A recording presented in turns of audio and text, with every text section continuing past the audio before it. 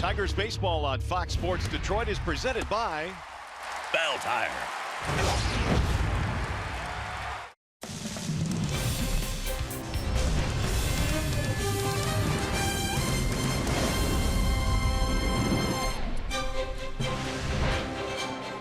Nicholas Castellanos has been the Tigers' most consistent hitter this year, double and a homer in yesterday's ball game.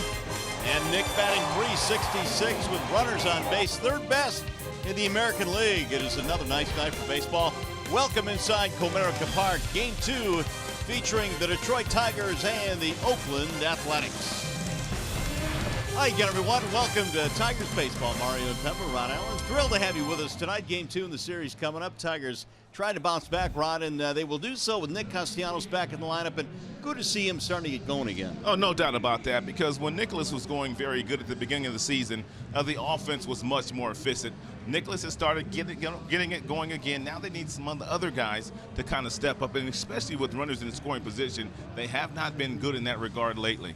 All right, Blaine Hardy back in the rotation tonight. He will get the start against the A's. What can we look for tonight from Blaine? Well, I think we're going to get a lot of consistency. I mean, that's what we've seen from Blaine in his 7 prior starts. In 6 of the 7, he's given up 2 earned runs or less. He's going to throw to all 4 quadrants of the strike zone. He's going to use his fastball. He's going to use that slider. As a matter of fact, he's used that slider more so this year than he's ever used it, and it's been an outstanding pitch for him. When not using the slider, he'll probably go to that changeup. He'll fade that away from the righties. He won't throw many changeups to the lefties, but he will on occasion. But after the slider and the changeup, that makes his fastball on 88 look like it's about 95, and he gets swings and misses because of that. He's got real nice arm action on every last one of his pitches, and something else that's very impressive with Blaine Hardy, since he's been a starter, is that he will use all of his pitches in any count, and he didn't do that as a reliever. So let's look for him to stop this losing streak here tonight. Yeah, it's a 6-gamer for the Tigers. Hopefully tonight it does come to an end here at Comerica Park. After a short break to the Call Sam Studios we go,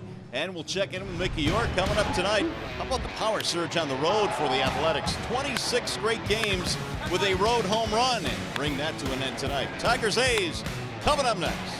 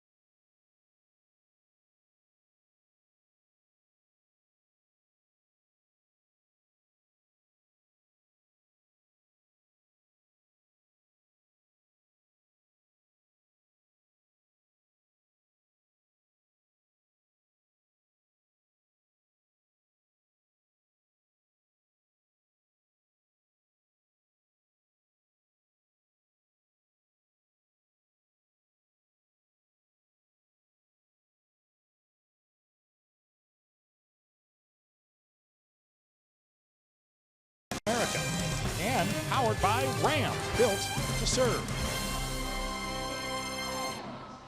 Mickey York in the call, Sam Studio. Game 2 between the Tigers and the A's coming up here shortly. You know, we tend to think of Comerica Park as a pitcher's park, but we know when the weather starts to heat up as it is now, the ball flies here. And there isn't a stadium in the country that can keep the Oakland A's down these days. 2 more home runs here yesterday. They have now homered in a Major League record 26 consecutive road games.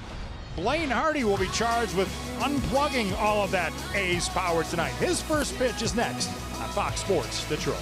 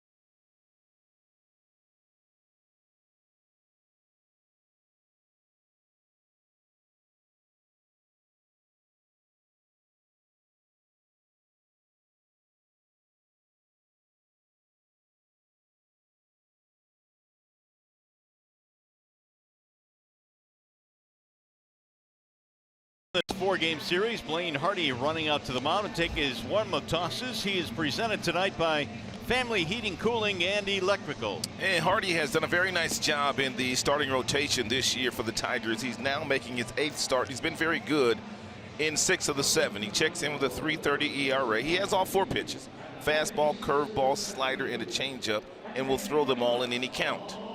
Starting lineup presented by your Metro Detroit Chevy dealers. For the Athletics, they line up with Semien, Pinder, and Lowry in the top 3 spots. Davis, Olson, Piscotty in the middle of their lineup. Canna, Lucroy, and Barreto rounding it out for the Athletics. And we are ready for baseball on a nice night here at Comerica Park. Marcus Semien in the leadoff slot tonight, and here we go. First pitch of the ball game, a strike called by Ted Barrett. Semien was 0 for 3 with an RBI in yesterday's ball game. A comeback win for the Athletics. A little bit off the plate, 1 ball and 1 strike.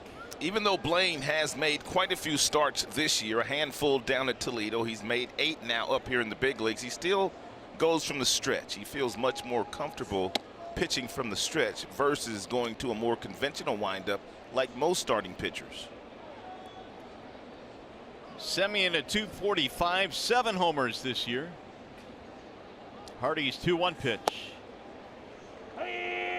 2-2 on Marcus Semien. It's a well-located fastball. If you're going to throw the fastball on a 2-1 count and you're going to locate it down at the bottom of the strike zone, it's a good pitch. Semien pops it up right side of the infield. It'll be Machado to the grass to make the play.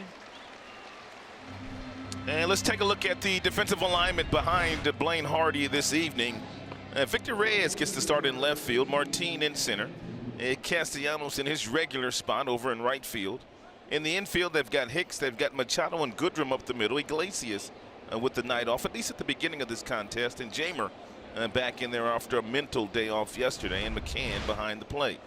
Jacoby Jones getting the day off, and Reyes out in left field for this one tonight. Chad Pinder is the batter. Hardy's done a good job this year of getting ahead of hitters. The 0-1 pitch rolled toward third, foul. And he has thrown strike 1 to both Semien and Pinder. Pinder is a 241 hitter. Very versatile guy. Has played 6 different positions this year for Bob Melvin.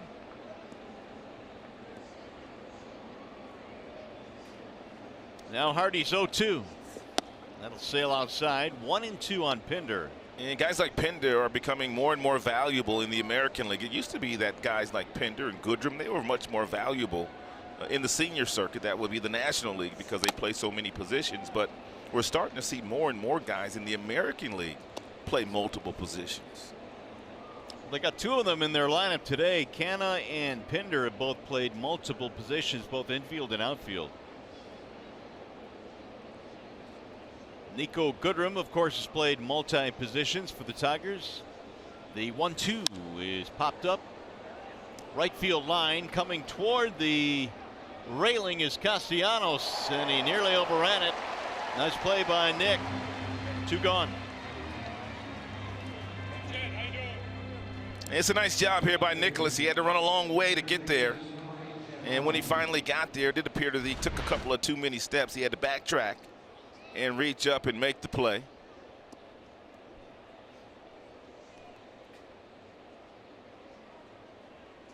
Had that railing on his mind as well, I'm assured, and he was able to make that play, regrouping a bit. Here is Jed Lowry now with 2 outs. And Lowry turned out to be the villain in the ball game yesterday. His home run in the 9th inning off of Shane Green was the difference. He's been the villain this year a lot of nights for the Oakland Athletics. He's a good player. 279 with 12 homers and 51 driven in. He's got outstanding bat-to-ball skills. Somewhat of an underrated player. As you mentioned, he's on pace now for about 100 RBIs this year. Right. Hard hit ball up the middle, diving try. Goodrum can't get it, and Lowry is on with a 2-out single. You know, the A's are a team that strikes out a bunch, but when Lowry's up there in runners in scoring position, he usually gets it done because he doesn't overswing. He's going to put the ball in play. Looked like a breaking ball or a cutter that just kind of cut down into the happy zone of Lowry, and not a big swing, and simply able to put it in play. You don't see many guys wearing the helmets like Lowry's got on today. Got the Little League helmet on. Here's Chris Davis. Doesn't he? You're accurate, though. You don't see many of those. If any. There's a strike called on Davis. That ball that he hit up the middle was a cutter by Blaine, and it looked like a cutter. There you go. There's your Little League Yeah, helmet. yeah. Flaps on both sides. They make you wear those helmets in the minor leagues. And the guys that are in the minors, they can't wait to get to the big leagues so they can wear the one flap.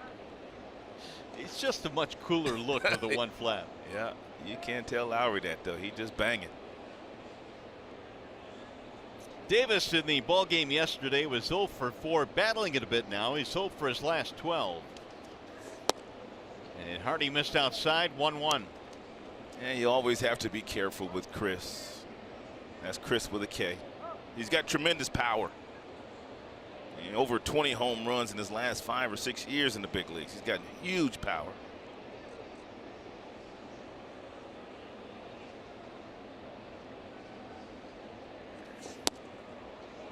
Gibby was talking about this a little bit yesterday. The thing about Davis, which is intriguing, with all the power he has, his approach at the plate, that front foot just bails. Oh, yeah. And you don't see that very often in the big leagues. Well, he's right on top of the dish, and he's looking for something on the inner third. And if you make a mistake there, he's swinging straight up. You can see right there, he's not even concerned with the outside corner because he still feels like, because he's so close to the plate, he can still take the outside pitch and hit that one as far as he wants to. He's got great power. Hardy has fallen behind 3-1. And a strike call, 3-2. That means the runner Lowry will be on the move. Hicks playing behind him now with a 3-2 count. And very seldom will Hardy throw a fastball in this particular count. And we'll see what he decides to throw Chris. High fly ball toward left field. Deep, not deep enough though, as Reyes circles under it, and that'll take care of the side. Throw him a changeup. No runs, a hit, and 1 man left.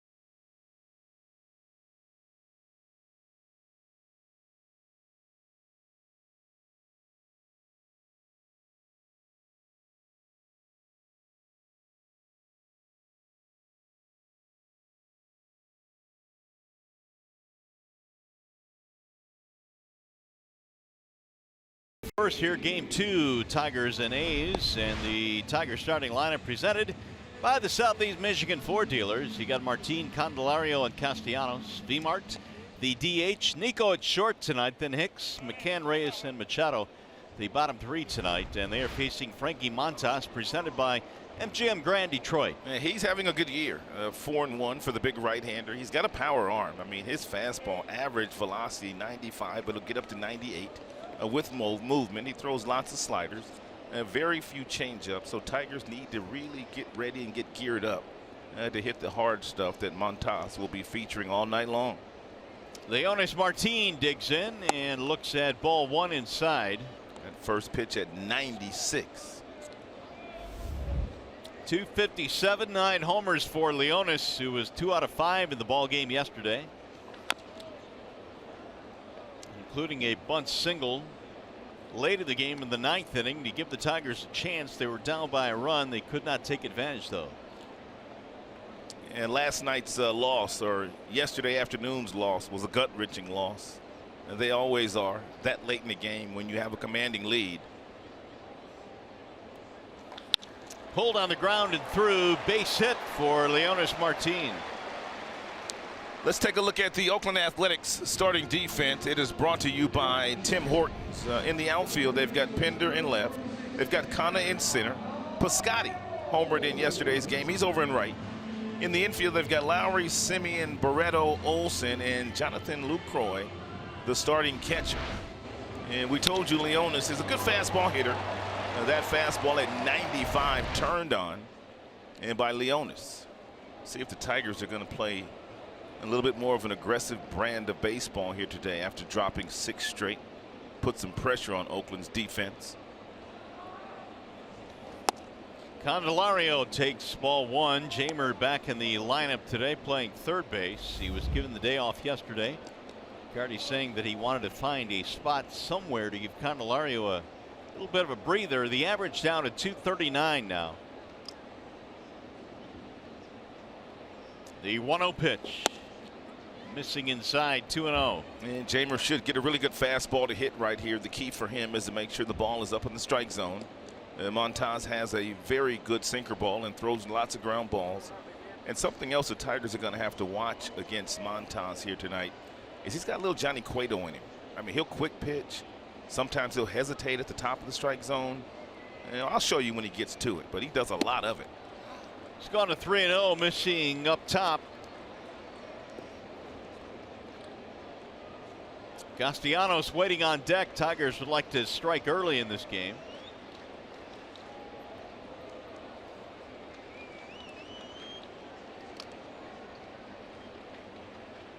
Montas listed at 6'2", 252-pounder out of the Dominican Republic. He's 25 years old, and he is really throwing some pretty good baseball for an A's staff that has been riddled by injuries. Yeah, he's already been traded 3 times too. And so apparently he's very highly thought of by the teams that continue to acquire him in big deals. The 3-0. Low ball 4 and a good start for the Tigers tonight. Single and a walk. By the way, if the Tigers combine for 3 or more home runs in this game, bring a copy of the box score to a participating Arby's location tomorrow. Get a free small order of curly fries. Here's Castellanos. Nicholas starting to heat up again. 4 hits in his last 2 games, including the big 3-run homer in the 7th yesterday.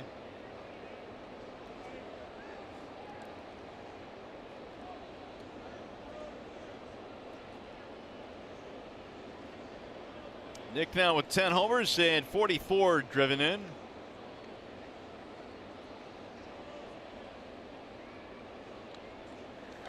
Line to left field, base hit, maybe more. Martin coming around to score. Candelario going to third. They will stop him there. Double and an RBI for Castellanos.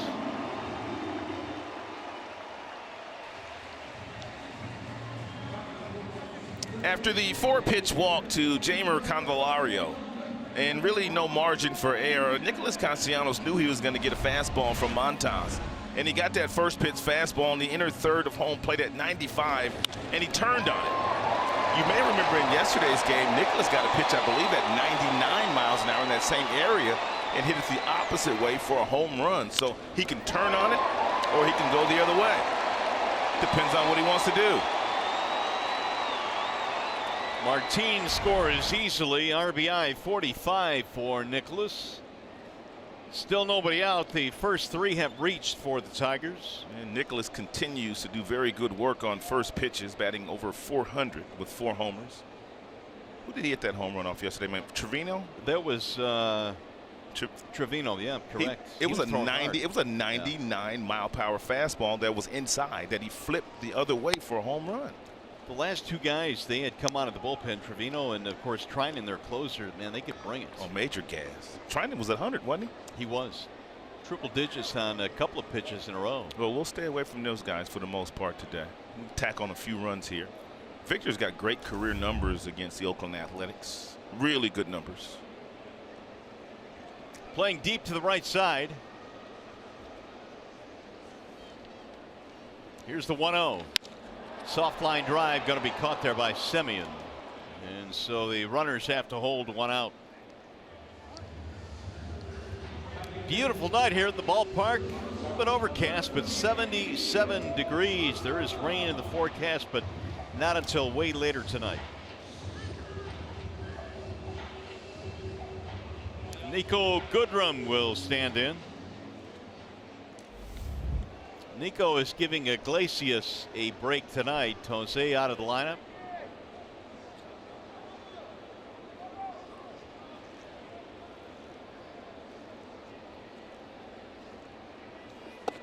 Goodrum has gone from a guy that pretty much was a bench player, a utility guy, to really playing every day for Ron Gardenhire at different spots. Yeah, if you look at some of the leaderboard numbers of the rookies in the American League, Nico Goodrum's name is right up there in the top 5 in several offensive categories. And Bob Melvin, Oakland manager, conceding the run here for the Tigers in the first inning. They must drive it in. You want to go up to the biggest part of the ballpark right here. You go to shortstop. You can go to third base. Second base.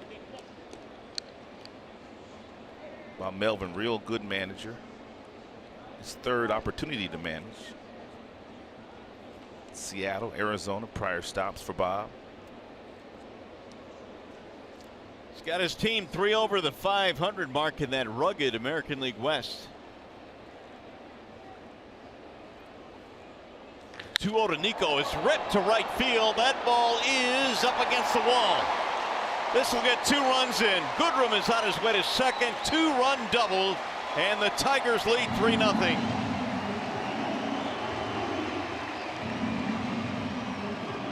Hitting shoes on early tonight for the Tigers.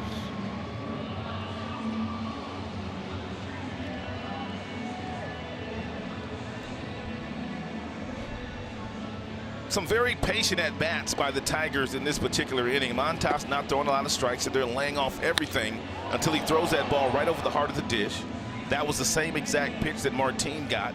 Nicholas Castellanos also got a ball that was right over the heart of the plate.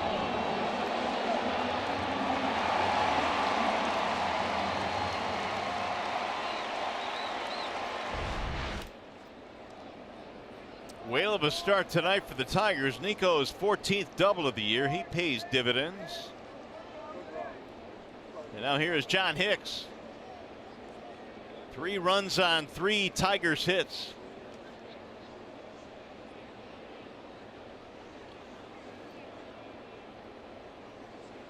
Montas came in with some really good road numbers. His ERA was 0.61 on the road this year. Granted, only a couple of starts away from the Coliseum, but still. Flared out of play by Hicks.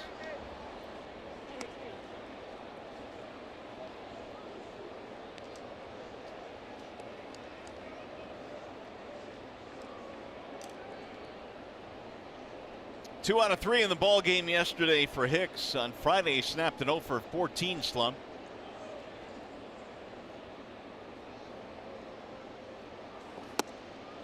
It'll bust inside. 1 ball and 1 strike. Hey, stay tuned to Tigers Live. Following the game, we'll select the Fox Sports Detroit Tigers player of the game. It's presented by McDonald's. And Nico's out to a good start. So is Castellanos. Well, good to see the Tigers making better decisions with runners in scoring position. And Nicholas did a very nice job at hitting the first fastball that was right over the heart of the plate. And then Nico with a very patient at bat and making sure he got a good pitch to hit.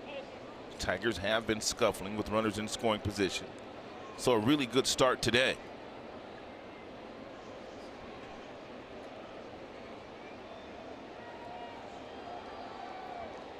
The 1-2 is bouncing low and away. 2 balls and 2 strikes.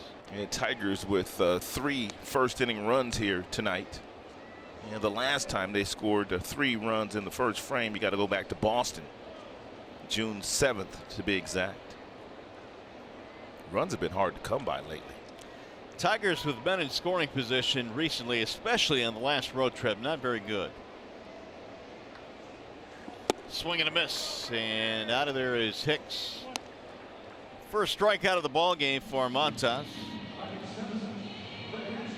Now James McCann.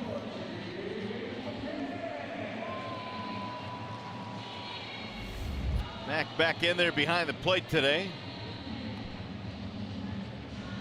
Grayson Griner caught yesterday's opener.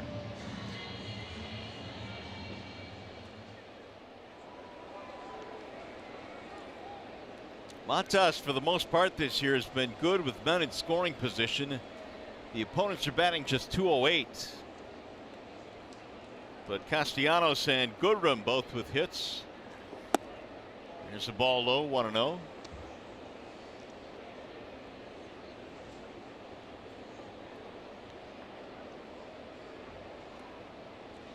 McCann at 237 this year with 4 home runs.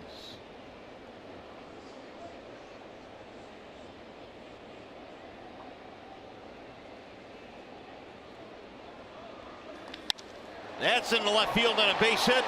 Goodrum rounding third. They send him home. Throw coming to the plate is not in time, and McCann will take second. What a big league slide by Nico Goodrum. That was a thing of beauty. Also, very nice job by the on-deck hitter, Victor Reyes. This ball hit so hard, most guys have a difficult time getting to the plate to help that runner and tell him where to slide.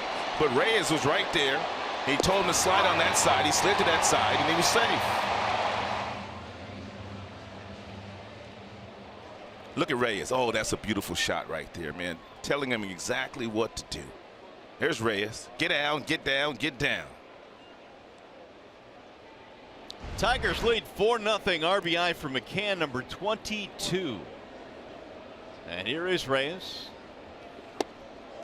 Strike one.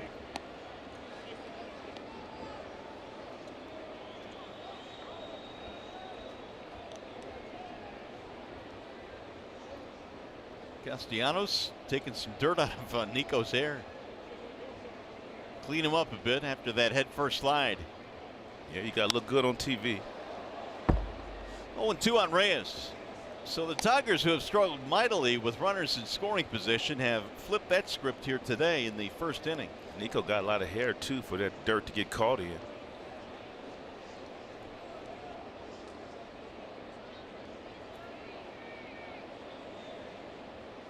Now the 0-2 to Reyes. Slow roller towards second, charging Barreto. Reyes snipped at the wire to end the inning. A big start for the Tiger bats. 4 runs, 4 hits. Castellanos RBI double. Nico doubles in a pair. And James McCann with an RBI single. 4-0 Tigers.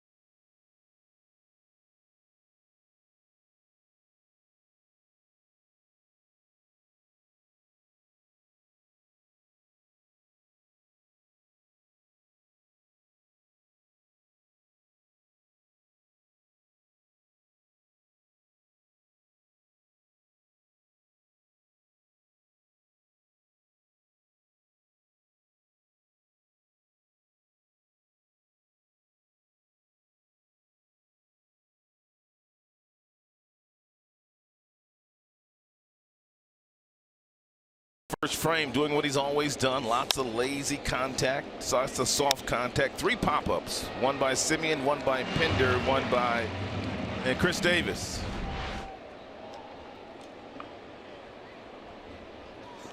Blaine Hardy goes to work now with a 4-0 advantage. Top 2, it'll be Matt Olson, Stephen Piscotty, and Mark Canna. And Hardy just needs to make sure that he continues to attack the strike zone, especially with a 4-run lead. Ron Gardenhire said how important it was for Blaine Hardy to stay out there for a while tonight. That Tigers bullpen in the last 6 games, they have pitched a lot. Too much, to be exact. Popped up. Shallow left field. Reyes coming in. Another lazy pop-up. And Victor will make the play. 1 gone. Time now for the Bernstein advantage as we look at the slider comparison for Blaine Hardy. Last year to this year, it's wow, it's big. I mean, how do you go from 13% all the way up to 37%? But the numbers are really good. I mean, the opponent's average just went from 429 to 222 with the over usage of the slider. Getting a lot of chases on that slide piece too. Ball 1 to Piscotty. Big day yesterday. 3 out of 5. Doubled, homered. And he is in a pretty good stretch right now. 329 over his last 22 ball games. He's got himself in a 2-0 count. 3-0.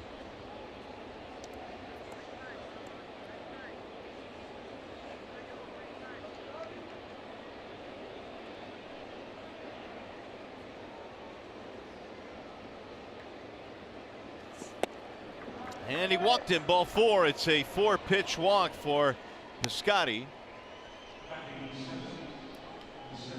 Second base runner of the game for the Athletics. That'll bring up Mark Canha.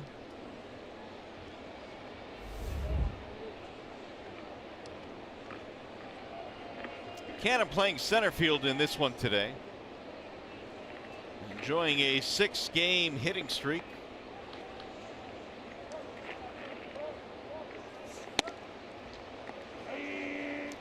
We found out yesterday, Rob, these A's are a feisty bunch. They were down 3 late, but for whatever reason, they play their best baseball on the road. Yeah, they do play their best baseball on the road. They average 2 more runs a game on the road opposed to what they do back in Oakland. Lots more home runs on the road. They're a really good come-from-behind team as well. 7th inning or later, man, they hit a lot of home runs. Yeah. Which is why it's going to be very important for the Tigers not to rest their laurels on those 4 runs they scored in the first. They're going to have to continue to put pressure on Montas, the starter for Oakland here tonight, and score as many and as often as they can.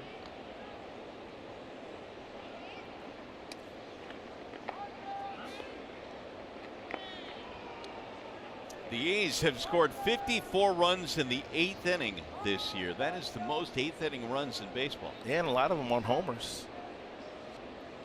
Bob Melvin, the manager of the Oakland Athletics, they don't sacrifice bunt very often. They don't steal any bases either.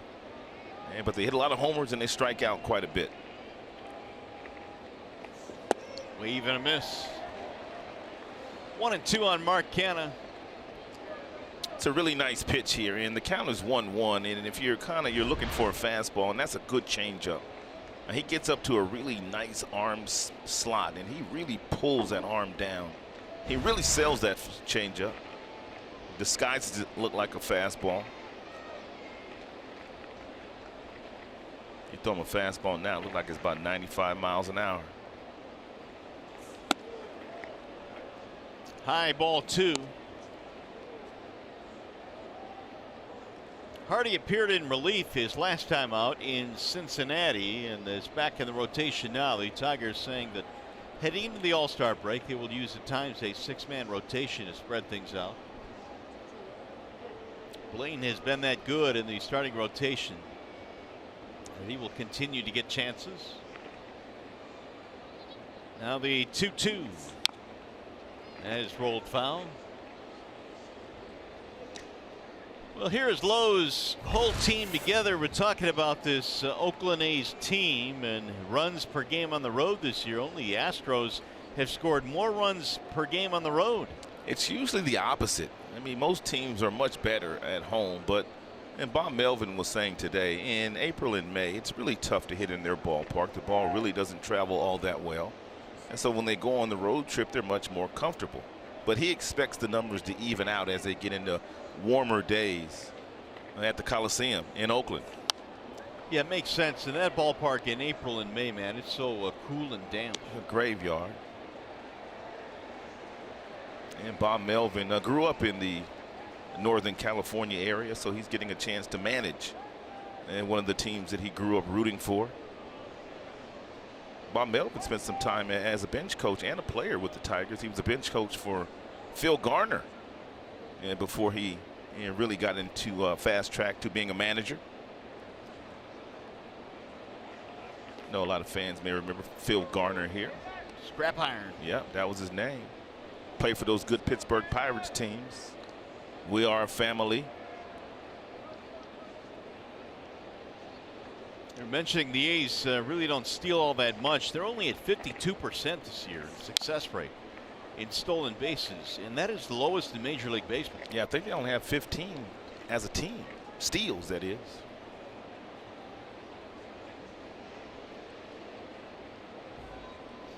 You have to play to your team's strengths without question, based on the personnel you have, and we've seen that certainly over the last 5, 6, 7 years here in Detroit. Right. Teams that mashed a lot. Mm-hmm.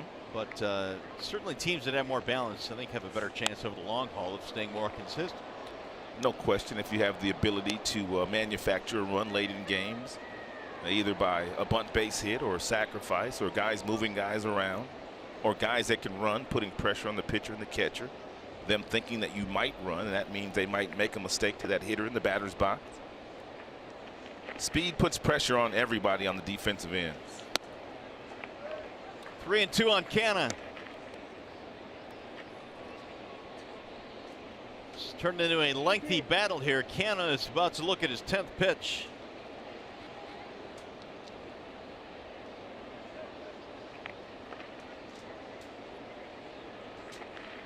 Everything away. Fly ball, center field. Martin will back up into the alley to make the catch. Canna finally retired. 2 away. Well, the Tigers host the Rangers Saturday, July 7th at 4:10, and the first 10,000 fans receive a Willie Horton 1968 50th anniversary bobblehead. It is courtesy of Dunkin' Donuts. If you'd like tickets, call 866-66-TIGER or go online, tigers.com. They say that throw that Willie Horton made in the '68 World Series to throw out Lou Brock at home plate kind of changed the direction of the World Series that year. Oh, to be sure. You know, it's always fun to look back at those old highlights to see how well Willie filled out those road unis. Oh, man. didn't he though? Oh, he was solid. Yeah.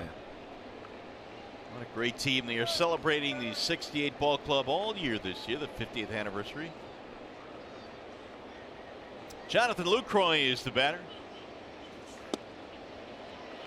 Lucroy is on a 1-year deal with the Oakland Athletics. They've got a kid by the name of Sean Murphy, who is at Double-A right now as their top catching prospect, batting over 300. So he appears to be the future. In the meantime, Lucroy filling in a gap. Yeah, and Lucroy, they're in good hands with Lucroy. He's always been known as a really good game caller, a tremendous receiver. He can throw as well. He can frame the ball behind the dish. He's always been known as a good receiver. The one thing about Lucroy is that his power numbers have dipped considerably. He had 24 homers 2 years ago. Yeah, I remember that. He's got only 1 so far this year.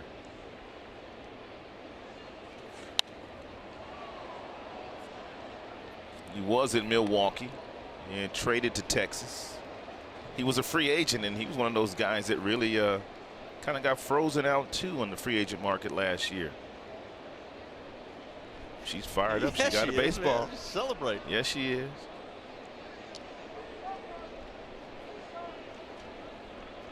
Here's the 1-2. Swing and a miss. Way out front, and Hardy has his first strikeout of the ball game. No runs, a walk, and 1 left.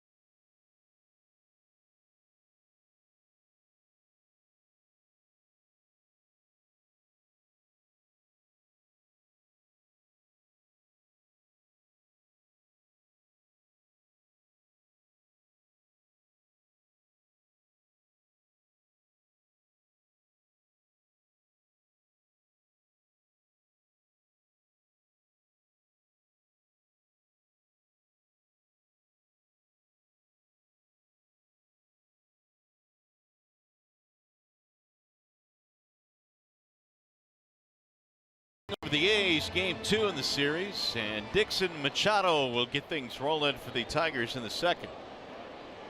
And Tigers sent 8 men to the plate in the first inning and scored 4 runs against the A's starter. Castellanos doubled 1 in, Goodrum doubled in 2, and McCann singled in 1. Machado bends away from ball 2 inside.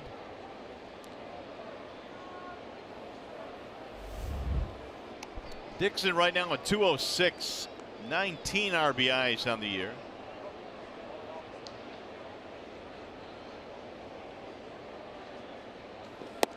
Ball high, 3-0.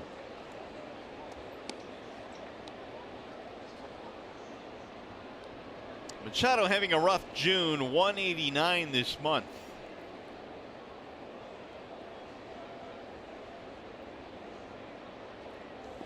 .30 is a strike on the outer edge.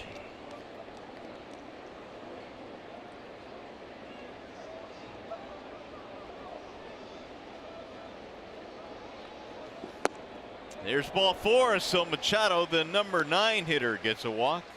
And here's our Comerica Bank game summary if you tuned in a little late. After Martin's single and Jeimer Candelario 4-pitch walk. A double down the left field line by Castellanos, plated 1. A double down the right field line by Nico Goodrum, plated 2. And James McCann with 2 outs drove in 1 with an outstanding slide at home plate by Nico Goodrum on a close play. And Nico had a little dirt in the hair, so there was Nicholas Castellanos. He's the leader of the team. Hey, getting that dirt out the hair. 4 runs on 4 Tigers hits. Leaders got to do everything, man. Got that right, man. You got to make sure the boys look good down there. Good start. Tigers need to keep the pressure on Frankie Montas and his Oakland A's team, which plays good baseball on the road. Martin got it started with a base hit and then scored on the double by Castellanos.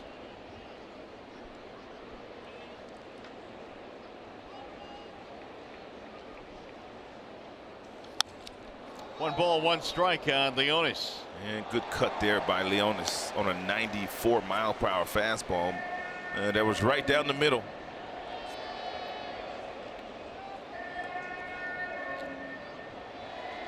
Martin now 3 out of 6 in the series. He is also tied for first in assists. 8 outfield assists. That's hard to do from center field. It really is. I mean, usually center fielders do not lead baseball in assists. 1-1. Outside, 2-1. I mean, most of your assists usually come from left field to right field. Those guys usually have the easiest path to throw guys out at the respective bases, and when throwing home, they don't have to throw the ball over the mound.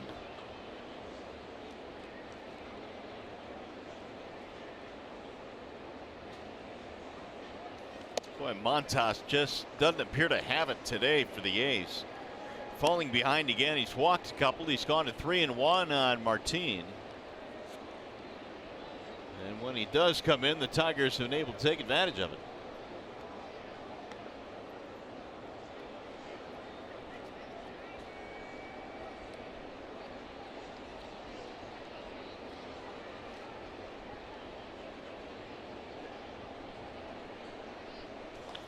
Bouncing ball, base hit, found another hole, same spot. Machado will put on the brakes at second, and a 2-for-2 night for Martin. And Leonis is a very good low ball hitter, and he also likes to hit high velocity fastballs. And Montas has both of those. He throws the ball at the bottom of the strike zone, and that one was 94. And it was turned on by Leonis Martin. Machado tried to put pressure on the right fielder, Piscotti, thinking that he was going to go to third, but pulled up wisely to stay at second.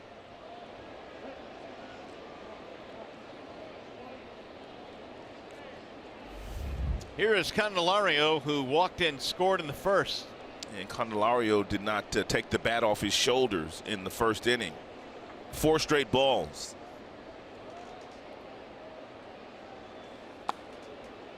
One ball, no strikes now on Jeimer. And that's the problem with a guy like Frankie Montas, the starter. If you miss with that first pitch breaking ball, about 80% of the time the hitter knows he's going to come back with the fastball, and it's going to be 95, and that's when Hitters can do some damage when they know the fastball's coming, and they take all the guesswork out of it.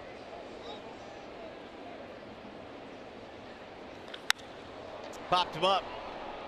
Shallow center field. It'll be Canna coming in. One gone. You know what that was, Rod? What was that? A can of corn. Can of corn. Yeah. I think we used that one before last year. Well, they used to use that all the time. All man. the time. All yeah. the time. That used to be a saying by all the broadcasters. Can of corn. I'm sure Mr. Canna's never heard that before. Yeah. I wonder what you do here with Castellanos if you're Lucroy and Montas. I mean, he loves to hit first pitches, fastballs. He's also a really good breaking ball hitter. And so we'll see what they decide to go with against Nicholas. If it's a strike on first pitches, he's usually swinging.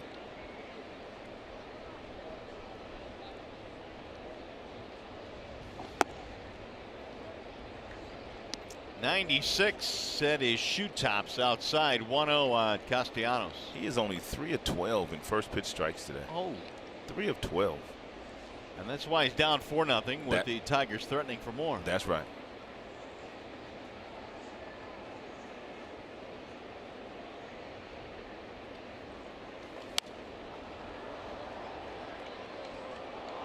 Time for the DTE Energy Know Your Own Power. We were talking about this ball that Nicholas hit out of the ballpark last night. It was a fastball that was creeping in on his hands.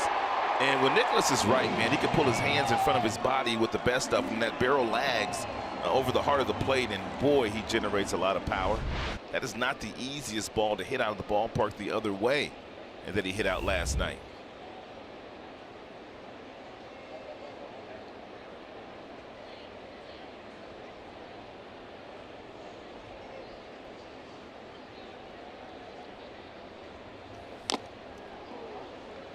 That one caught the catcher Lucroy. 1-2 on Castellanos.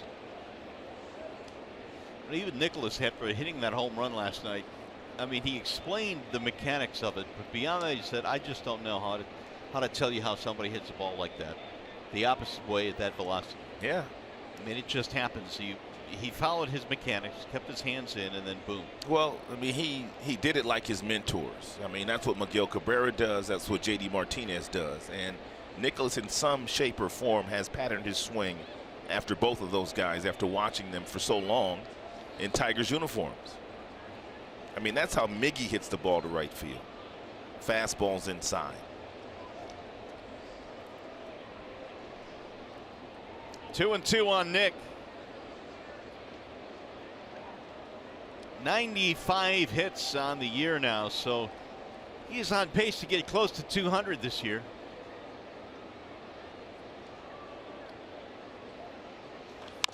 Pulled foul. Martin needs to be careful at first base. I know Ramon Santiago is talking to him, but he is getting a huge lead. And Olsen at first base on that last pitch was breaking behind him like there was a pickoff play on. And so you always have to be careful one on first base. And that first baseman sneaking behind you.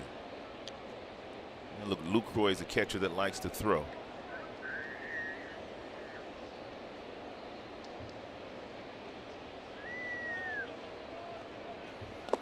I've coached first base before, Mario, too, and your only job right now is to make sure that he doesn't get picked off. You're watching that first baseman. You're not even watching the hitter. If you're Ramon Santiago, you're watching Olsen at first base to make sure he doesn't sneak in behind Martin.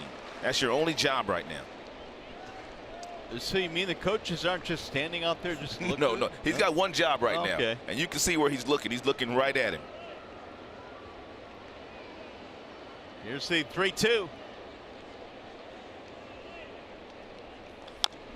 Rolled foul right to Dave Clark.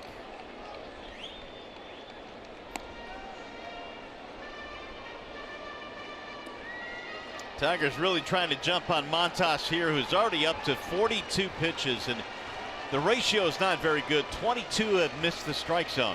Tigers have done a nice job at making him throw the ball over the plate.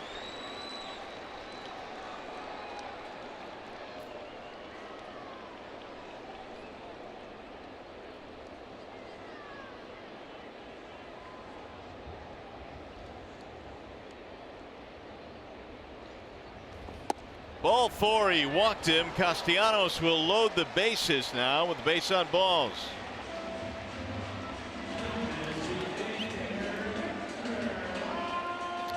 Mario, what I thought just as interesting about Nick Castellanos last night was how he handled the disappointment when I asked him about what he tells some of the younger players and how they deal with losing a game like this, going through a 6-game slide. He reminded Jacoby Jones, who was disappointed he couldn't drive in a run from third base with less than 2 outs. Then Nick Castellanos said, I've left 5 times as many runners on third base as you have. You got to turn the page, man. Don't worry about it. You got to be pleased that you're up here in the big leagues. You make adjustments, you move on. I think it's really showed what kind of leader he's becoming here in Detroit, don't you guys?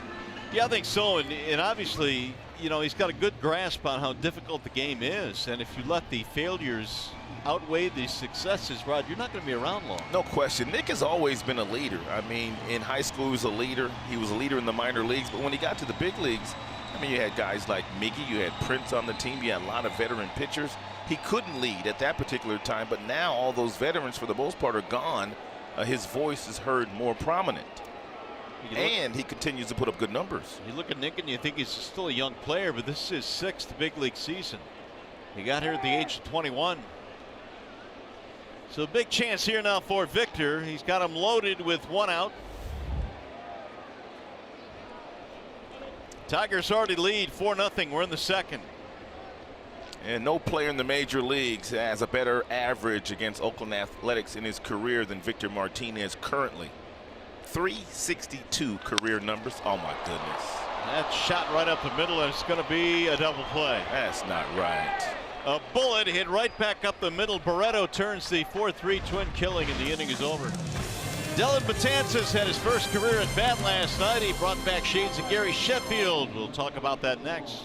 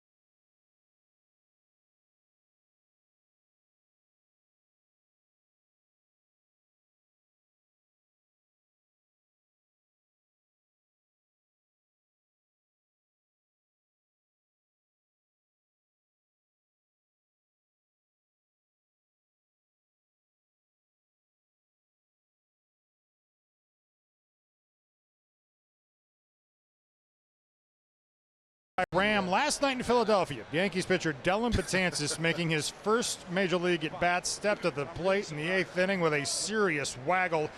Remind you of anybody?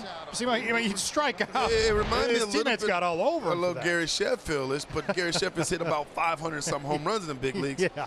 But I like the thought process there, though. You know what, though? Some of the quickest hand in the game. That right there is another case for why the DH needs to be adopted by both leagues. Absolutely. I mean, you know, we've seen, and Rod Gardner's talked about this ad nauseum, especially when we went to Cincinnati, how, you know, you kind of hold your breath as a manager when your pitchers hit because they're not used to doing it. You're worried about them running bases. You're worried about the obliques. You're worried about a lot of things. Yeah, it's just not fair.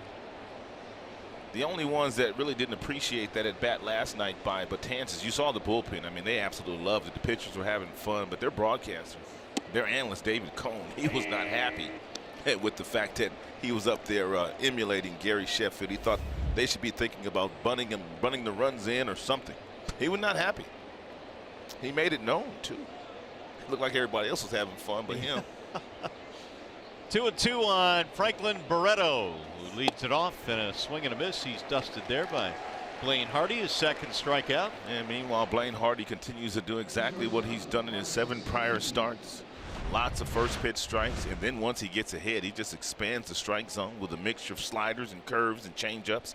That's a slider at the top of the strike zone that Barreto, who's been hot, swung right through.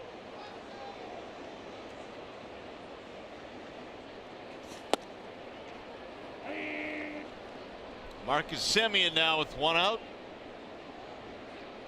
Blaine works fast too, man. He's about 12 seconds in between pitches. Look how quickly he works. McCann gets that ball out there, and then Blaine gets right back on that rubber. Not shaking James off. He's ready to go. I think that's one of the things that's really helped him as a starter, how quick he is on the mound. Goes up top there, 1-2. It also keeps your defenders on their toes.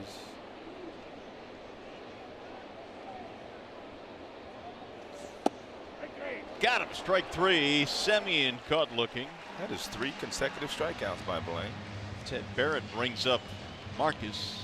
Ted Bear's the crew chief tonight. And let's take a look at the location of all 3 pitches to Semien. Fastball, changeup, fastball. Oh, I fibbed. It was 4 pitches. Chad Pinder now.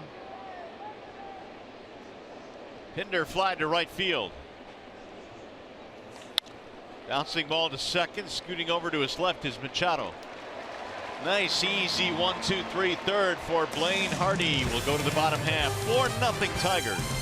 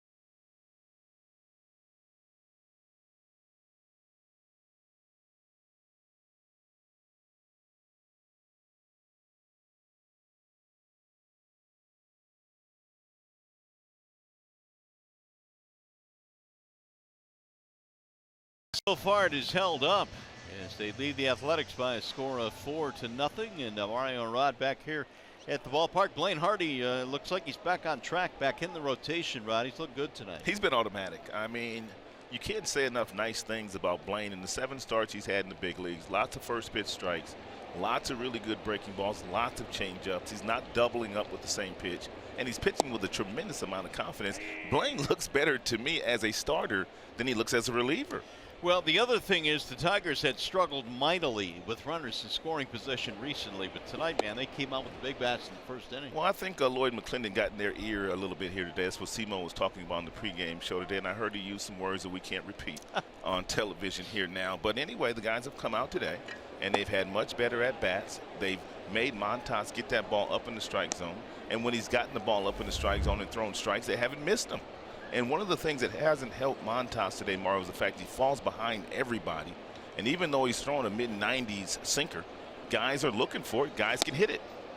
Well, here's a great example. He's gone behind now 3-1 on Goodrum. And if he throws Nico that same fastball that he threw Nico in his first at-bat, a pretty good chance that Nico's going to barrel it up with authority.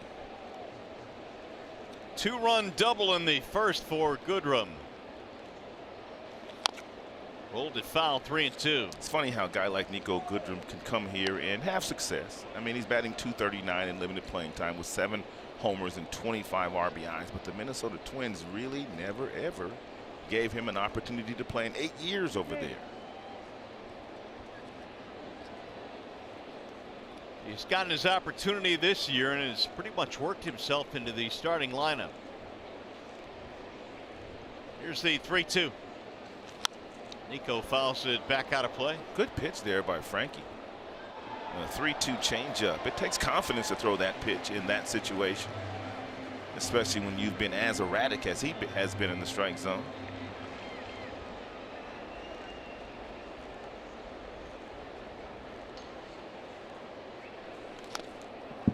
Just got a piece of it to stay alive. Pitch count still elevating on Montas.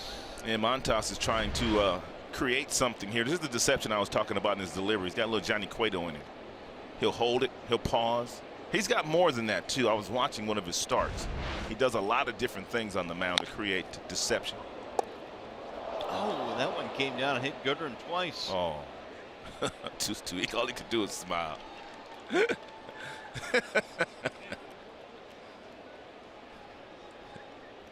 First one on the foot, I believe. On the head. Right in the head. This one hurt, though. That one hurt. Lost the helmet. Yeah. And then boink.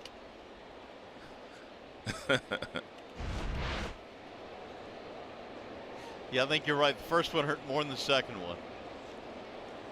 Again, the 3-2 to center field. Canna makes the play, one gone. Well, the Tigers host the A's tomorrow and Thursday. Enjoy great savings with the weekday value pack. 4 tickets, hot dogs, chips, and drinks for as little as $20 per person. If you'd like tickets, go to tigers.com/value.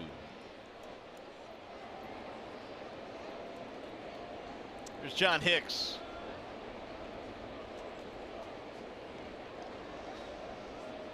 Montas has only 1 strikeout, and that was Hicks in the first.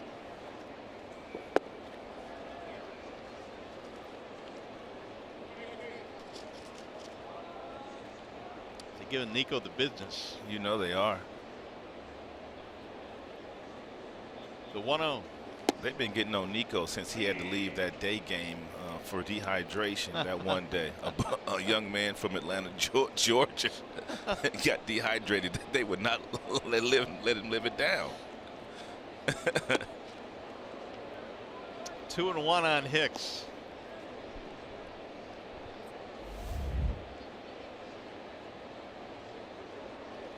Big John 2 out of 3 yesterday. Single, double, had a sack as well.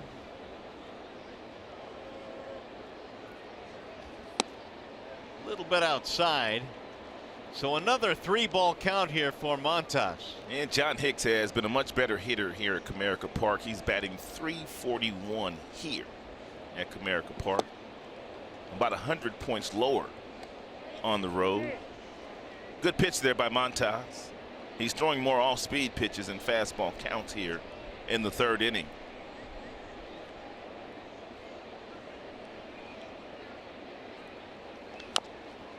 Slowly toward third, gonna have to hurry. Barehanded play, not in time. Hicks beats it out. Hicks, he needed that one. Infield single. And really nothing that Lowry could do here. And he comes in, he barehands that ball in the palm of the hand. He transfers to the fingertips, but Hicks getting down that line and is safe by a couple steps. Lowry has been outstanding defensively this year. He's only made 1 error total. He's a little bit out of position right now at third base, mostly a second baseman, but Chapman on the DL, so they've had to move their infield around a bit. Here is McCann. Mack had a big 2-out single to drive in a run in the first.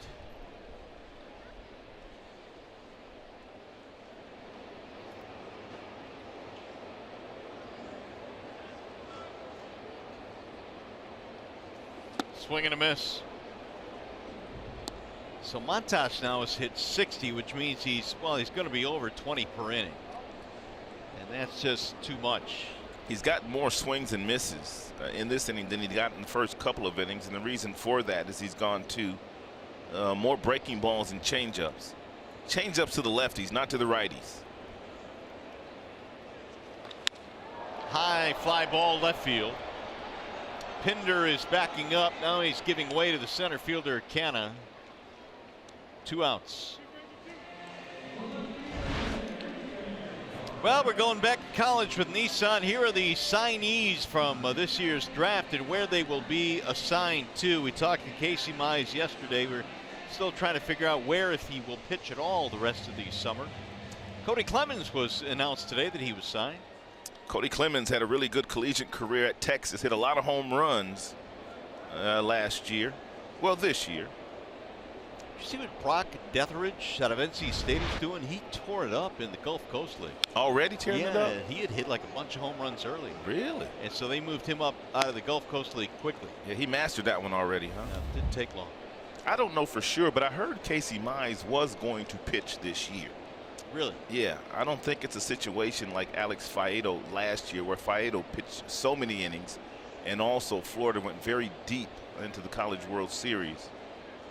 And I think that Mize is going to pitch. Detheridge hit 368 in the Gulf Coast League with 4 home runs. They said enough of this. Let's move him up. Do you know if he's a high school kid or a college kid? College, NC College State. kid, okay. Yep, a little bit more advanced. Yeah, yeah. The 1-1. Bouncing ball, base hit left field for Reyes.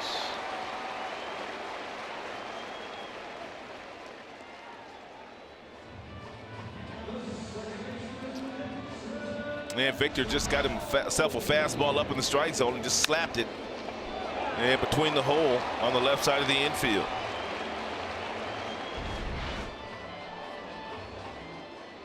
One for 2 now for Reyes in this game. 2 out for the Tigers. They have had traffic on the bases all night long.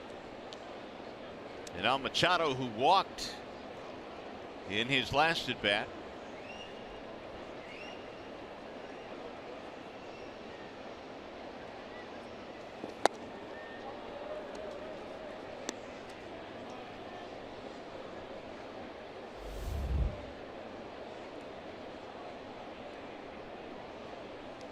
Montas was really good in San Diego in his last start. 6 2/3, 1 run.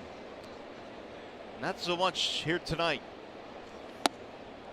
Low and away. Now he's gone to 2-0 on the number 9 hitter that he's walked once already. Well, prior to tonight, Montas really hadn't had any poor starts, with the exception of the 1-2, the Houston Astros. This is the Tigers' 9th at bat of the night with a man in scoring position. 3 for 8 so far.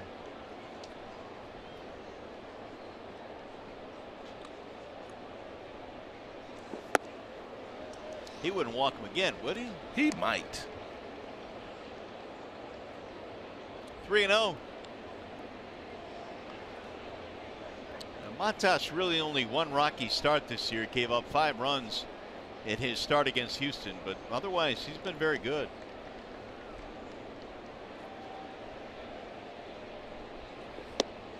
There's a strike call, 3-1. This is already his 7th 3-ball count here tonight. Yikes.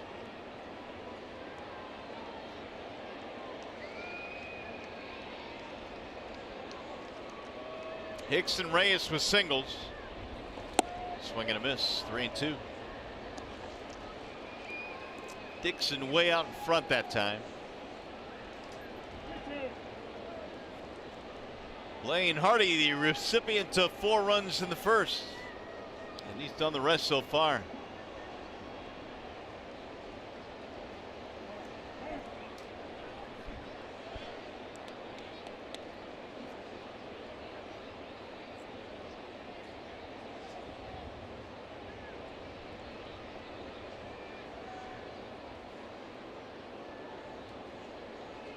Runners going in a ground ball foul.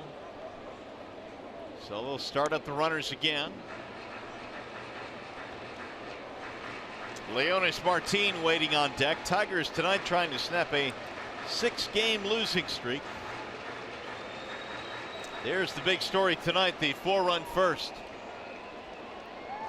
Oakland has also won 6 in a row versus the Tigers in 8 of the last 9 meetings between these two teams. Machado sends one in the air to center field and hit well. Canna's on the run, not going to get it up against the wall.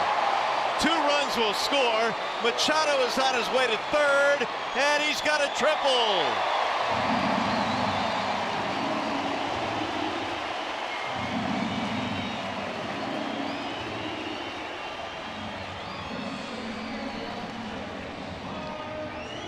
And big knock here for Dixie Machado. Once the count went to 3-0, Montas came back with a 3-1 breaking ball. Then he came back with a fastball at 96 that was up in the strike zone and kind of in center field, has good speed, couldn't run this one down.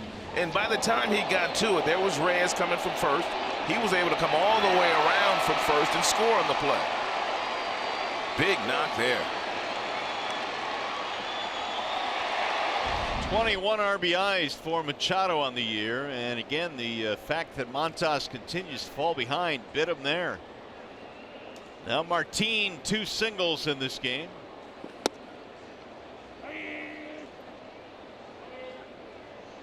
Leonis has also scored a run. There is more action in their bullpen. Hatcher was up earlier in the game. He is up again. Chris Hatcher.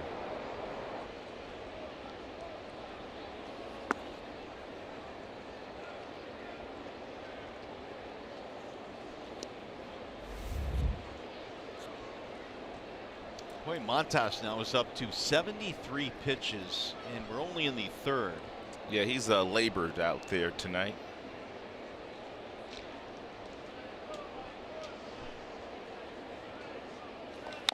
Little chopper to the right side. Barreto will glove it, and that'll end the inning. Tigers get 2 more. Dixon tripling in a pair. 6-0 Tigers. Tigers baseball presented by Bell Tire.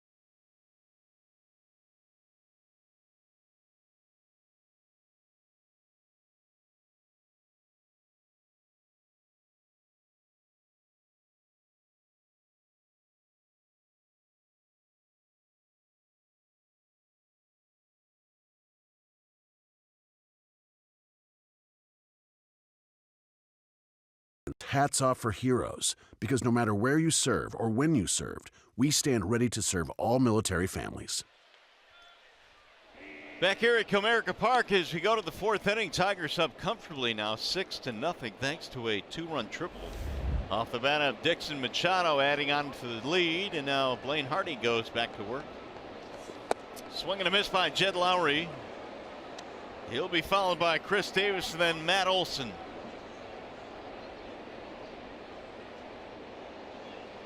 single by Lowry in the first. Walk to Piscotty in the second. That is it for base runners tonight. Craig Monroe joins us now from the field, and Simo, we're talking tonight about the pace at which Hardy has thrown, but he's looked really good tonight. He really has, guys. And one of the things I love about watching is that he stays on the attack, and he uses all of his pitches. I think that's important to keep a lineup off balance.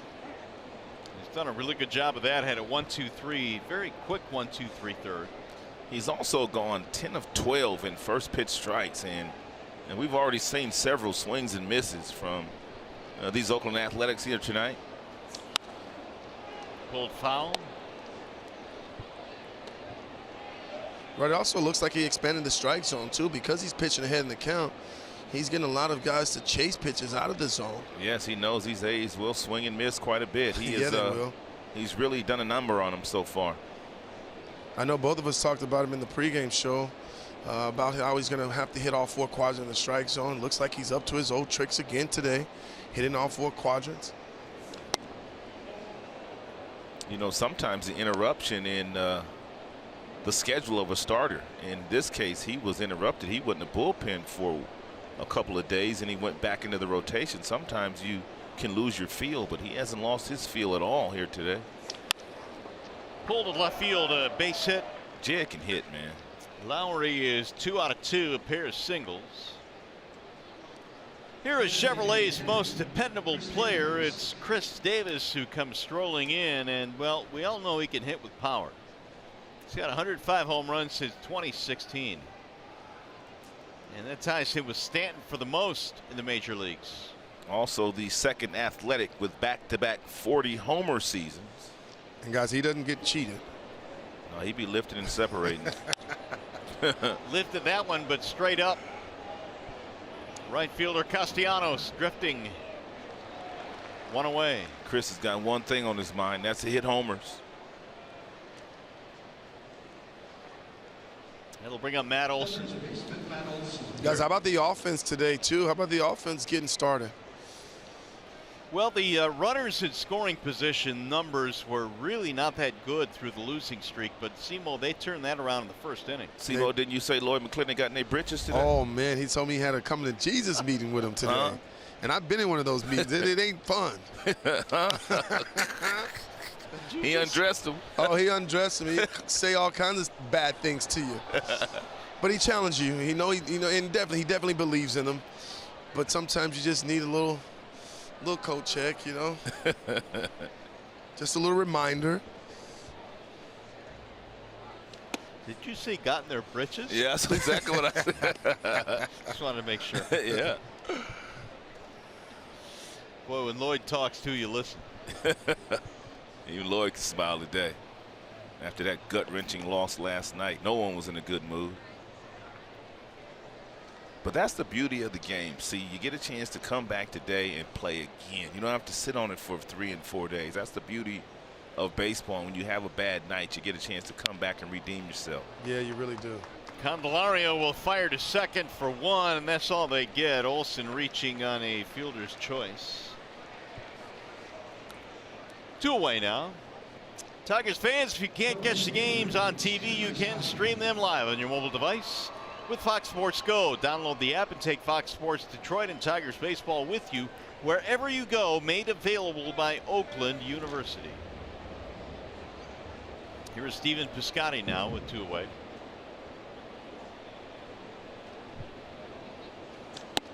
Simo was reading an article on Piscotty, who is one of the few big leaguers now that is not, and I repeat, not buying into the launch angle thing. So he and you are buddies. Well, yeah, he's definitely my buddy if he's not buying in.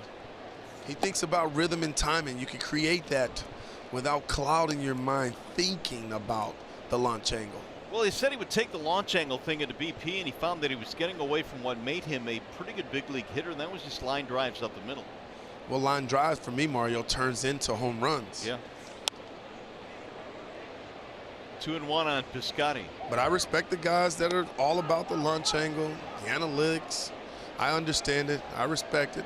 I don't have to agree with it.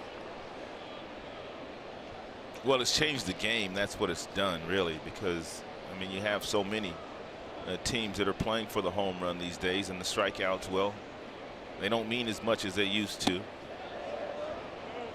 He went around. Lance Barksdale said he went. So you see a lot of home runs and lots of strikeouts in baseball these days. Not a lot of teams are running. Tigers are running, but the A's, they don't run. Robert, you look at this Oakland team, they hit a lot of home runs. Yep. But you notice there's a lot of pop-ups, too. They're getting under the baseball. Yeah, only one ground ball out today. Yeah. Thrown by Blaine Hardy. Everything else has been in the air. I just think it's so tough, Mario. I really do. I think it's so tough, guys, to think launch angle, because even when I hear that word launch angle, the first thing I want to do is my backside. It wants to drop my back shoulder. It's not good. Hard hit ball to the shortstop. Nico, nice play. Oh, it's dropped at first by Hicks. Olsen will go to third, and the inning is still alive for the Athletics. I don't know what happened there. The ball was thrown firm across the diamond, and you can just see the look of frustration on John Hicks's face. Nico threw the ball over to first base, and he had something on it. That ball hit Hicksy right in the heel of the glove, and couldn't corral it. Yeah, but Hicks will tell you he's got to make that play. Oh, there's no doubt. There's no doubt about that. He's got to catch the baseball. So a break for the A's. They have first and third now, 2 away. And it's drilled to left field on a line. That ball is hooking, and it's up against the wall and over the wall.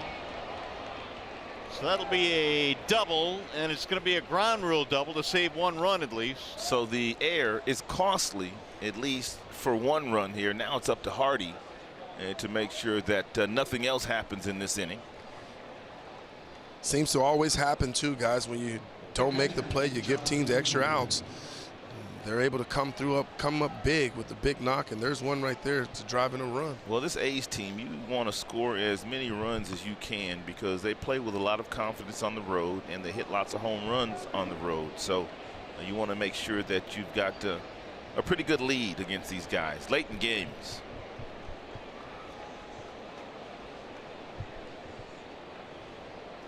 Lucroy looks at a strike. So now the A's are a base hit away from cutting the deficit in half. Lucroy struck out against Hardy in the second. Canna gets a double and an RBI. 1-1.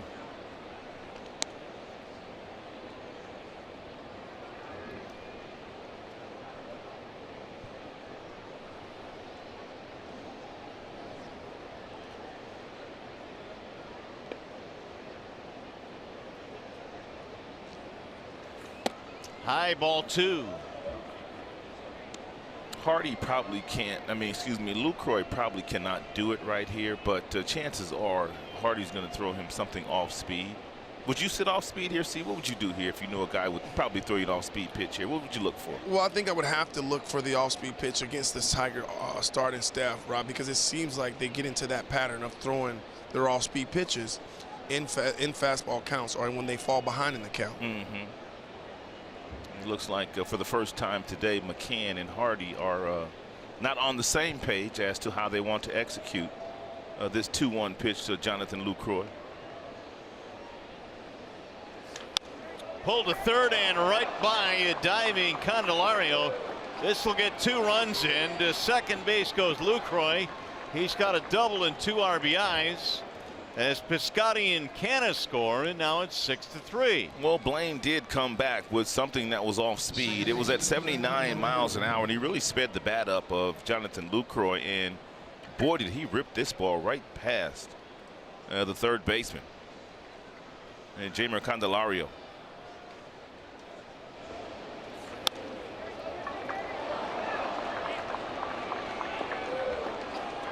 Two-run double. Lucroy now with 23 RBIs. Chris Bosio coming out. What was once a 6-0 lead has been cut in half. And Bosio making his first mound visit of the evening.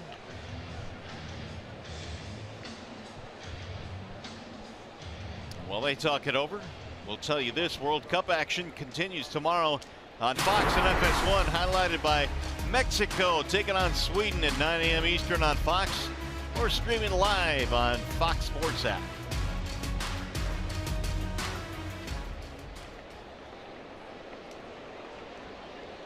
Well, Hardy trying to cut it off here now. He's got Franklin Barreto, the number 9 hitter.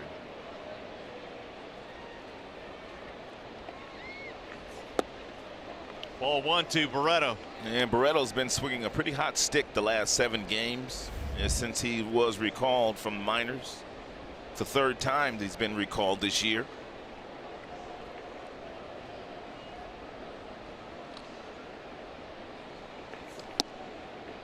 All 4 of the A's hits in this inning on off-speed pitches, 3 on sliders and 1 on a changeup. And they have battled back into this game. That's why it's very important for Blaine to flip the script at some point in time. We talked about his slider usage this year. It's gone from 11% all the way up to over 30%. And as we tell you that, don't think for one moment the opposing teams don't understand that as well. Guys, another point I want to make too is when you're in the batter's box, especially as a right-hand hitter, when you know a lefty can't overpower you with his fastball, you don't necessarily have to sit on pitches. You can just change your direction. They can really be thinking drive the ball to right center, and what happens when they do get those off-speed pitches, it just speeds your bat up and you're able to pull the baseball. Good point. And that's what it appears to be to me today, Rod. It doesn't look like these guys are trying to pull. It looks like they're trying to stay through the middle, the right center. But if Blaine Hardy makes a mistake with his off-speed pitches, they're going to be able to get the bat head to it and hit it hard to left field. Now 2-2. Popped up foul, back out of play. Here at Comerica tonight for Game 2 in the series, Mario Rod and Craig Monroe joining you from the ballpark. Guys, it's nice down here in the camera well too. The sun's not out. It's a nice day for baseball. Yeah, it really is. I'm enjoying it. Temps in the 70s. Like it should be. Now again Hardy with the 2-2. And Barreto fouls it off. This is really the first inning in which the Athletics have made Hardy work a little bit. Now the error has turned out to be a big one by Hicks. Yeah, he's thrown 27 pitches in the inning so far. And quite a few after the miscue at first base. Swing and a miss. Barreto is out of there. That'll end the inning. The A's get back in it, though. They score 3, and we go to the bottom of the 4th.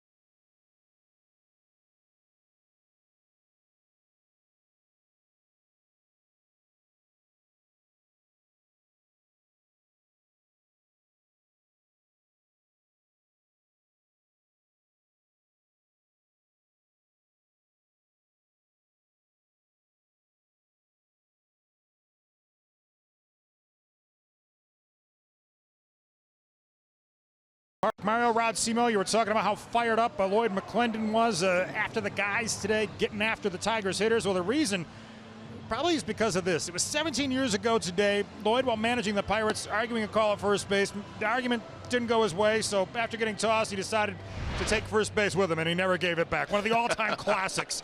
I wished him happy anniversary earlier today. He laughed and he said, "So I've heard," as if he didn't know. That's the classic. That's one of the best ejections I've ever seen. And he told the first base umpire, he said, "You're not using this base, so I'm going to take it with me." That's funny, Rod. I don't care who you are. That's funny. Oh. That was classic. That was classic. He learned from his mentor. Leland had some classic meltdowns, too. Here's Jeimer Candelario now as we go to the bottom of the fourth. I don't know if that's one of the best. It might be the best. Oh, yeah, that might be the best. It's up there, man. How do you beat pulling the base out of the ground and taking it with you? Yeah, off the field. Chris Hatcher now in a wall side windows pitching change. Montas is gone. And Hatcher's pitched some good baseball for them this year. 3.52 ERA. Been in quite a few games. Guys, but this offense worked their approach today to perfection against Montas. They were going to jump on him early. They didn't want to get behind the count. They didn't want to get to 2 strikes. And Lloyd told me today that they were just going to be aggressive and get back to doing what they were doing to allow them to have success early in the season.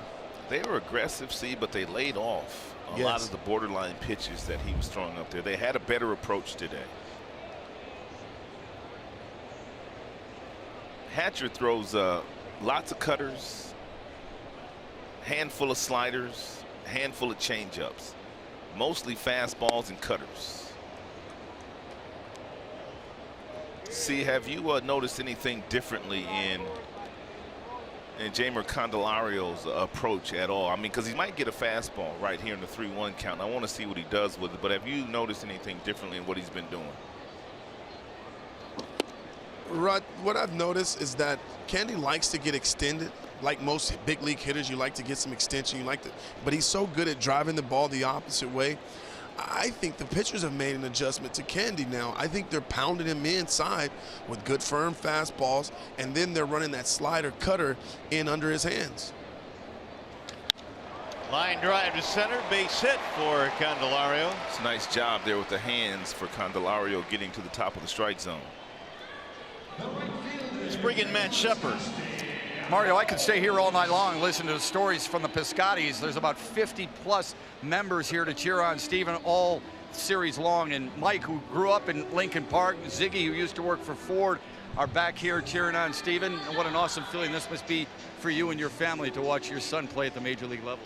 Yeah, when you finally get to hook up with all your relatives and you get to do it at a fun event like a baseball game, there's nothing better. What do you think about Comerica Park here and the way Detroit has made a comeback? Well, I'm just, I've been a Tiger fan for 50 years and been to the old Tiger Stadium, Comerica Park. It's awesome. I think it's like a museum. I just love all the memorabilia that's around the park. It's a trying time in May. You lost your wife, Gretchen, May 6th to Lou Gehrig's disease. Your son came home, 4-game bereavement, and then the first game back, hours after he was reinstated, a home run at Fenway Park. Gretchen had to have something to do with that. What kind of emotion were you thinking that night? It was almost, I don't want to say it was shock, but it was just amazement. Clearly, her hand was in that with him right there at that moment. Yeah, there's no doubt about that. And he's really had a nice June. How is your family? How much has it helped to be able to lean on these wonderful people who are here today, and Steven especially? Yeah, they've just really embraced us since we've been here. We've got to do a little walleye fishing since we've been out, and a little frozen custard, just enjoying all the things that we've loved about Michigan. And it's just great to have our family around, a little tailgating before the game, and feeling a lot of love. So it's been great to have that support. I had a chance to talk to your son before the game today. What a great kid he is. You and Gretchen did a wonderful job raising him, and of course you learned it from Ziggy. Ziggy, lean in here for me because you got some fantastic stories, my friend. How many walleye did you guys catch this morning, and how much do you treasure moments like that with your son and your grandson and others? Oh, it was just great because the Detroit River around Grosse Ile was my favorite place to catch walleye, and we fished very much. We had my dad and I and another friend, and just to be able to go out there in the boat today and kind of look over the old spots and reminisce a little bit was just absolutely fantastic. And I have to admit, though, I only, out of the 25 we caught, I only caught one. So. How about this one? Ziggy, when he played high school, guys, George Perlis, the former head coach at Michigan State University, was his catcher, believe it or not. Guys, awesome time seeing you. Enjoy the rest of the weekend. We're going to root for the Tigers, but we're rooting for Stephen Piscotty, not only here today, but the rest of the season. Stay strong, my friend. All right. Thanks, brother. Go Tigers, too. Back to you guys. All right, Shep, great work down there with the Piscotty family. And, of course, the Cardinals, you got to tip the cap, too, to the Cardinals. They traded Piscotty to the Athletics so he could be closer to his mom, Gretchen, before she passed away. And that was just a great way of dealing with it for the Cardinals. And here's the pregame. All the family was here. Special. Awfully special. Really great story. Gretchen Piscotty passed away from Lou Gehrig's disease recently, and so Stephen has played some of his best baseball for the Oakland A's this year. There's a drive to left and a base hit. Castellanos having another big game. Candelario will go to second and hold there.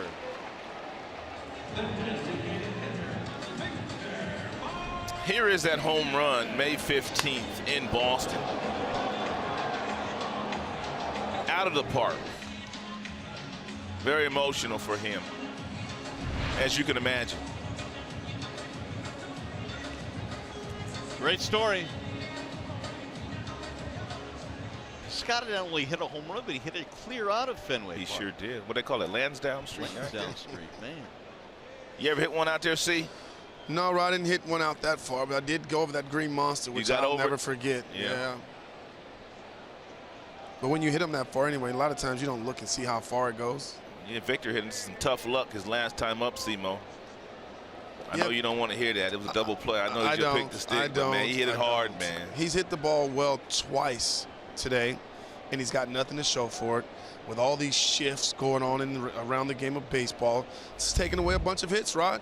That's just what's happening. And today, and Ram picked the stick. I'm paying for it, and I'm not happy about it. Here's the 1-0 pitch. Rolled foul, 1-1 on Martinez.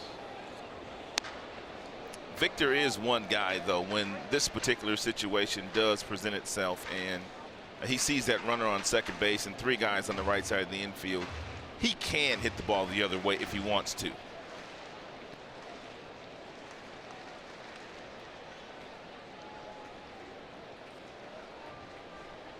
Martinez has knocked into 12 double plays this year, which is the highest total on the team, and many of those because of the shift. 1-1.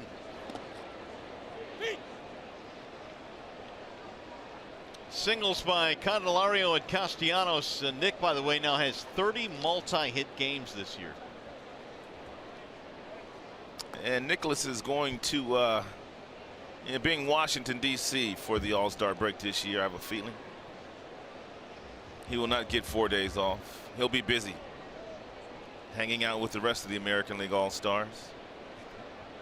You got any plans for the All-Star break this year? As of right now, my couch will get a workout. But that could change. That's exactly what I'm going to do, Mario. Same thing? Yes, sir. What about you, Rod? I'll probably chill. Yeah. I don't do much either. It's amazing how that, we can go as hard as we can go every single day. And we have energy when we're at the ballpark. But as soon as you get a couple of days off, say the All-Star break or the end of the season, you realize how gassed you really are. Yeah. Well, the other thing about off days and All-Star breaks is you try and jam so much stuff in there that you end up being more tired than if you had played games. I'm going to go back to Texas, guy, and just hang out with the kids. Get in the pool, swim, hang out. That's what's up. Marco Polo, that's what they like to play. It's old games. That's what it's all about.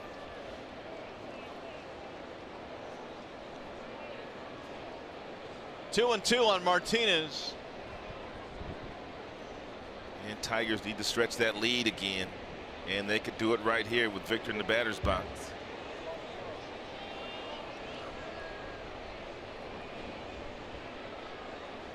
Victor had 2 knocks yesterday. He came in batting .362 versus the A's in his career.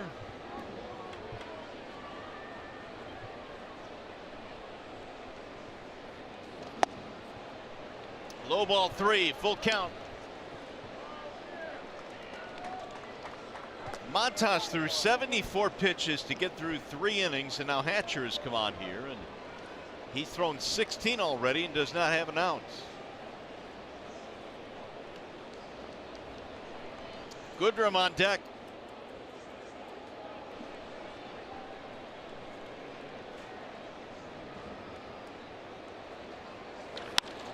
High pop-up. Right field, measuring it, Piscotti. Runners will tag, catch is made, and both runners will hold up wisely. Menards brings you the big money encounter. It occurred back in the first inning with 2 outs, a solid single to left field off the batter James McCann. Nico Goodrum was on second base. He came home with a great slide. He got some help from Reyes telling him which way to go. And not only did he get help from Reyes telling him how to slide, he got some help from Castellanos when he got back in the dugout, picking them pebbles out of his hair. Now, if that was Adrian Beltre, there'd be a fight right now. Oh, it would have been a fight. It looked like the flat top coming back, see? It does look like it, right? Did you have a flat top? I did have me a flat top. I was about in the 9th grade, right? I had a real high flat top, though. I was going for the kid and play, the kid look. Nico's almost there. He is. So now Goodrum, who has a 2-run double, stands in and looks at a ball low and away. You have a flat top? You can't be looking at me right now. You cannot be looking at me. I just tried to be nice, you know what I mean? I didn't want to leave Well, you out. Rob, what we do know is you didn't have no Jerry curl. Serious? I didn't want to leave you out of the equation. Yeah, I appreciate it. Mario, how about the pictures with Rod showing or with that Jerry curl? No, Simo, it was called a California curl. Is that a Those are classic. Oh, my. I think we'd all like to forget the 80s.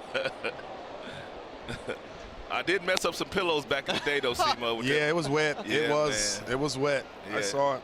Yeah, that slow soul glow. Oh, man. I'm not sure what the bosses had envisioned when they had Simo down in the well and you in the booth here, but this probably wasn't it. You got us going. We blame it on you. Oh, man. Come on, Nico. Let's rebuild the lead here. 1 ball, 1 strike. Pulled foul. Right, have you also noticed, Mario, that Nico doesn't get cheated in the batter's box as well? And not that he overswings, it's just a very aggressive swing. He's trying to do damage as he approaches the baseball. I don't think I've ever seen him take a non-aggressive swing. No. Yeah, and for a guy that really didn't get a lot of early season reps, I mean, hasn't done a bad. He's got 25 RBIs. And what, he's got 7 home runs? Yeah. And he can do it from both sides of the plate. Very athletic. Good eye. Like his versatility, too. Can play multiple positions. And he's above average defensive player. So, Simo, how does a guy like this not get a big league chance other than that September call-up last year with the Twins? Well, it just depends on who's up in the big leagues. A lot of times you could be getting busy down in the minor leagues, but if you got some guys up there that they're doing their job at the major league level, you're pretty much blocked from getting called up. Nico had I believe 17 games or so in September or at bats, I should say, with the Twins. So not a really long look, but that was it for him until this year. Yeah, then they took him off the roster.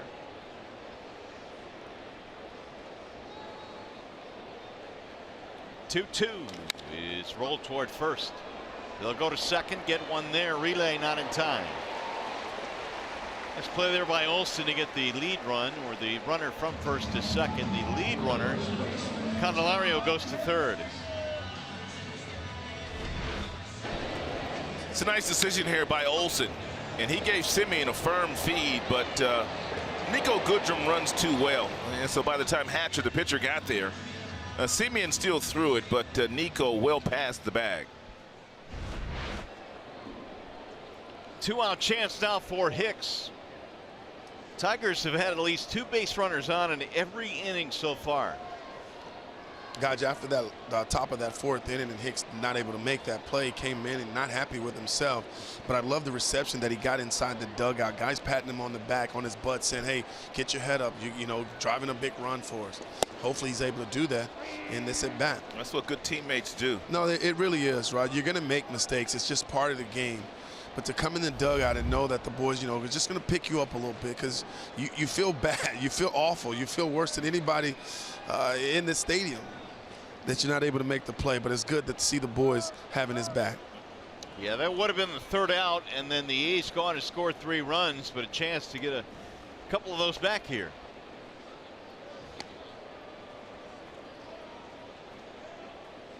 Hicks a single and a run scored, 1 for 2.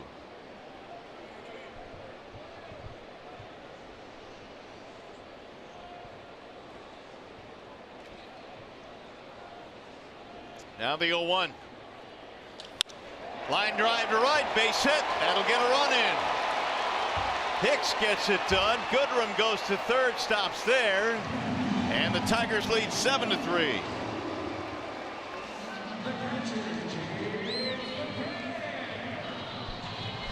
It's a nice job here by John, who's hitting about 350 right here at Comerica Park. He loves hitting in this ballpark. And taking the ball the other way, driving in Jamer, and with 2 outs. Tigers have 2 hits today with 2 outs. McCann has 1, and now that's another RBI in with 2 outs by Hicks. Guys, I watched Hicks take batting practice this afternoon, and that's one of the things that he was working on, driving a lot of balls to center, to right center. Good for him, see, because he had been struggling a little bit. Yeah, he felt like that front side was flying open a little bit too soon. And so he was making it a point to stay on the ball and drive it the other way. I don't know if you were here, I don't know, maybe last homestand, we were talking about Jacoby Jones and sometimes how that front shoulder can fly off violently. When I taught hitting SEMO, when I would have a guy that would run into that problem, I would just make him for the entire batting practice do nothing but hit the ball to right field. I mean, the whole batting practice, and you'd be surprised at how many guys kind of started to figure some things out just by getting back to the basics. Well, guys, I got a little distracted there, Rod. You make a great point, but I got Nicholas Castellanos over here throwing ice at me. You know, shocking. Yeah, you know, he's just he's having a good time. He's raking. That is popped up. Who wants it? Olsen from first will make the play to retire the side. Tigers get another run. Well, summer may have just started, but there's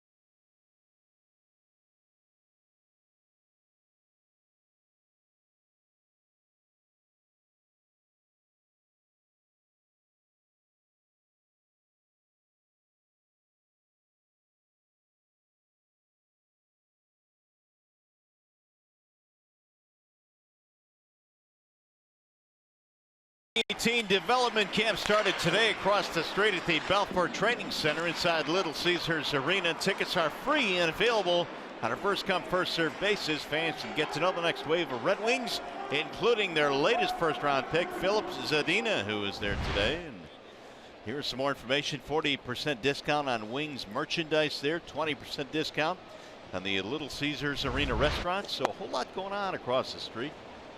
Check it out. Tigers up 7-3 now as we head to the 5th inning. Blaine Hardy back to work. Marcus Semien, the top of the lineup, hitting here in the 5th. Semien, Pinder, and Lowry. 1, 2, 3 for Bob Melvin.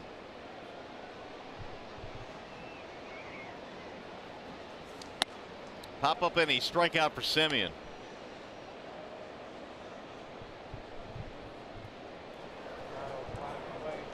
More action in the bullpen. Lucas, the right-hander, now tuning up. Meanwhile, Blaine has gone to 3-1.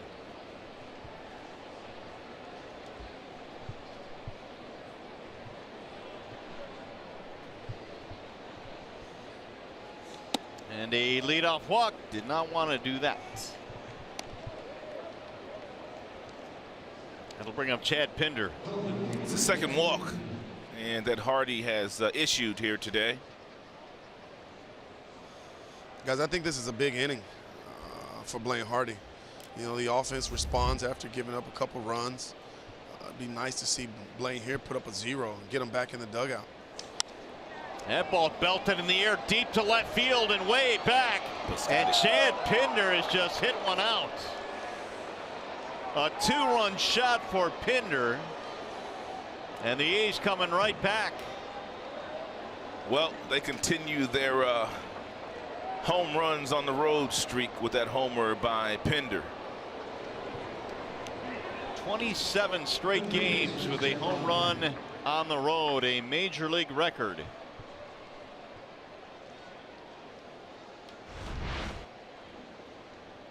And looked like a cutter, fastball, 86 at the bottom of the strike zone, and a nice uppercut swing by Chad Pinder, and he hits it out of here. Ball one high to Jed Lowry. Suddenly now it's a 2-run game. Tigers at one point led 6-0. Well, we had a feeling that at the end of the day it would be a close game, the way that Oakland plays on the road, the kind of confidence they play with. Well, and they always have that threat too, right, where they can do exactly what just happened. Yeah. Hit big flies. Buck Farmer warming up now for the Tigers. That ball killed to right field. Castellanos going back. He looks up and it's gone. He's swinging A's, man. Back-to-back home runs. Lowry hits number 13. Lowry has 13 home runs, but that is only the second home run he's hit right-handed in the second consecutive night. Lowry has played long ball here at Comerica Park. 11 of his 13 homers have been hit on the road this year. Some pretty good pop the other way. 7-6 game. Now, guys, we got ourselves a ball game. Didn't look that way early. No, absolutely not. Here's another guy that can go deep. Davis. He got 20 of them this year.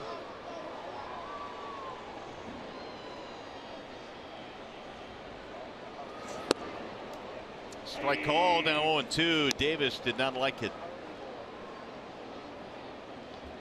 A couple of fly balls for Chris Davis.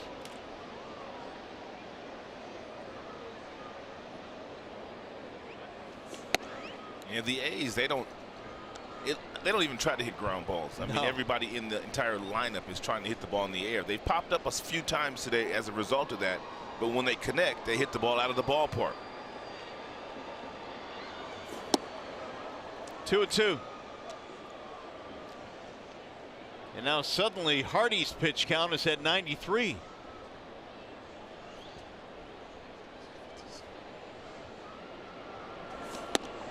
Just outside from 0-2. He's gone full now at 3-2.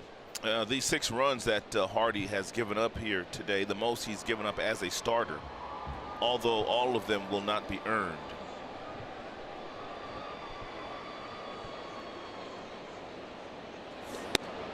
Oh, just missed outside. He walked him. He's going to have to go get him. 2 walks, 2 homers in the inning. Here comes Gardy. It's going to be it. Well, that bullpen, as we've talked at length, going to have to pitch as many innings here tonight as the starter has. So the Tigers take Blaine Hardy to a 6-0 lead, but it has almost evaporated. 7-6 now, and Gardy takes the baseball. Here comes Buck Farmer. We'll be back.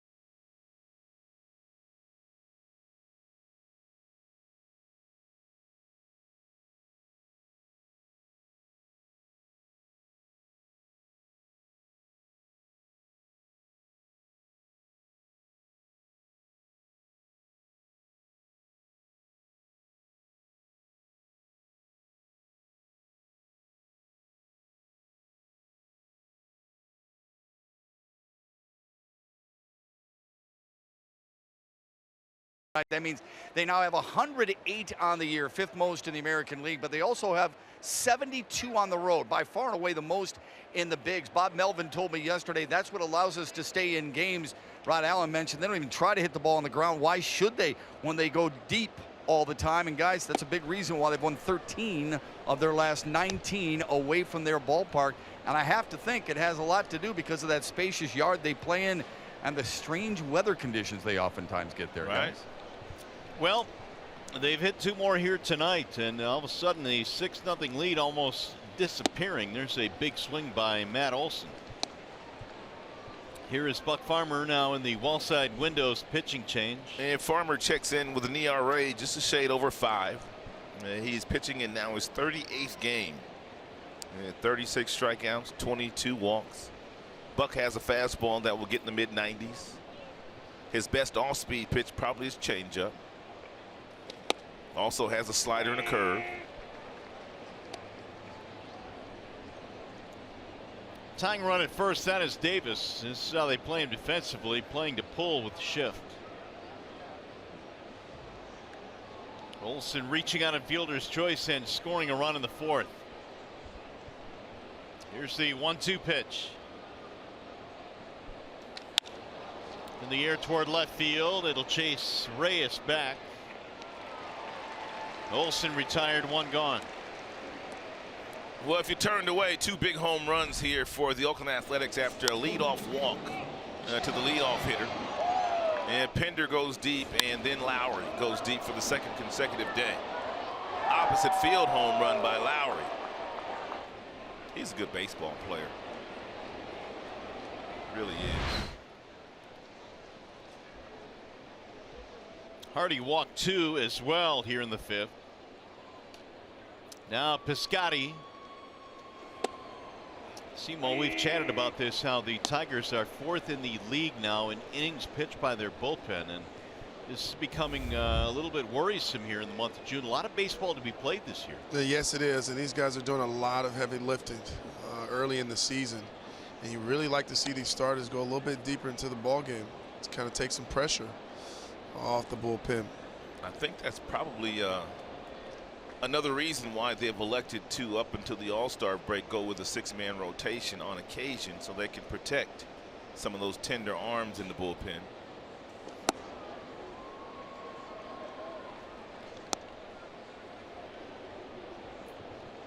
And here's some bullpen ranks. 4th most in innings pitched and 13th in ERA and whip upon his batting average and the inherited runners that have scored. All the numbers could improve.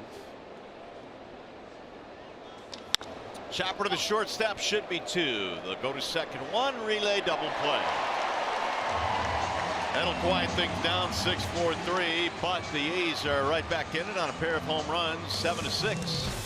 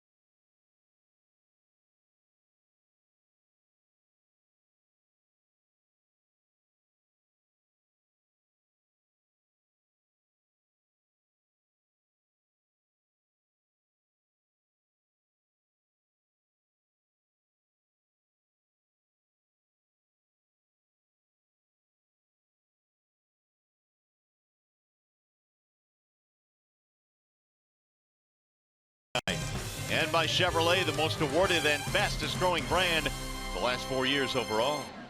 Celebrating the 50th anniversary of the 1968 World Series team. You had a look there at the special tickets that were assigned to tonight's game. They've been doing that all season long. Kind of a neat touch. Big summer here. And you got Tram and Jack going to the Hall of Fame. And a celebration of the '68 Tigers as well. 7-6 ball game now. Victor Reyes leading off.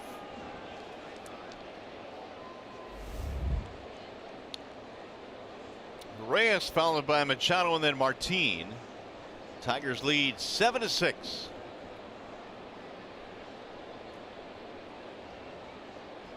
Hatcher is out there for his 2nd inning of work. And Reyes fouls it away.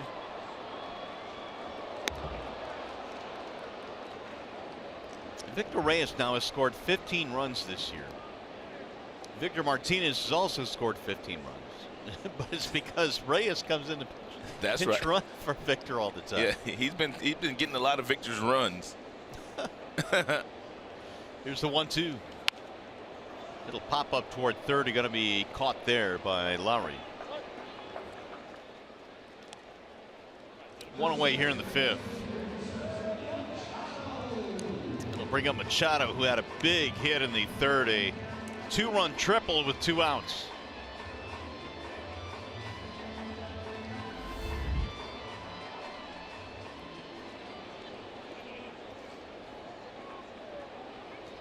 It has been a wild one here tonight. Tigers led 6-0. Now their lead is 7-6. Machado takes a strike.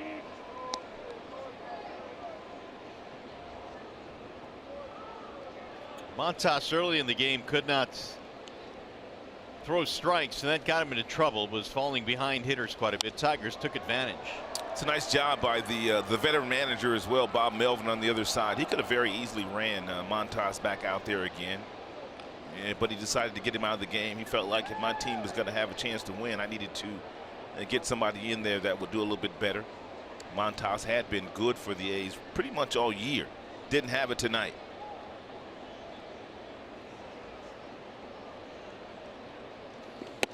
Up and in on Machado, 1-2.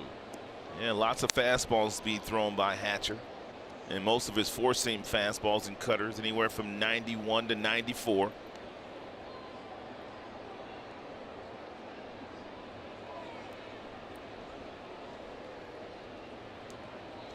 Swing and a miss. Machado is out. 2 away.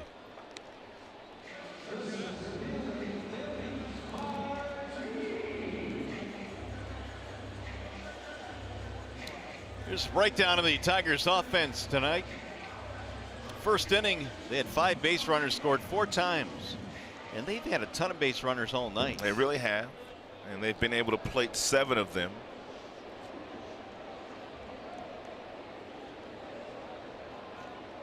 Martinez 2 out of 3. 2 singles, a run scored for Leonis.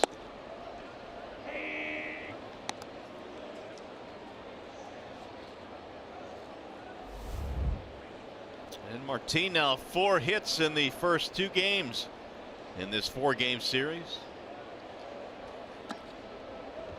We are seeing why that this A's team has been able to kind of hang around 500 and above 500 in a really tough division by what we've seen here the first 2 games. Absolutely.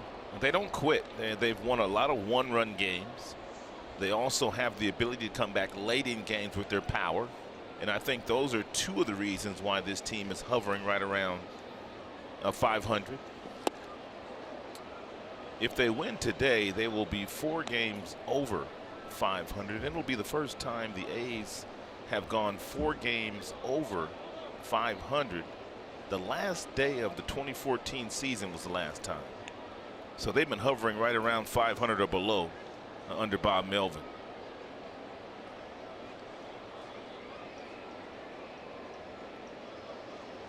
Now the 1-2 to Martin. Candelario waiting on deck. And the A's, Bob Melvin was interim manager in 2011. They quickly took that tag off of there the following season. He's been there ever since.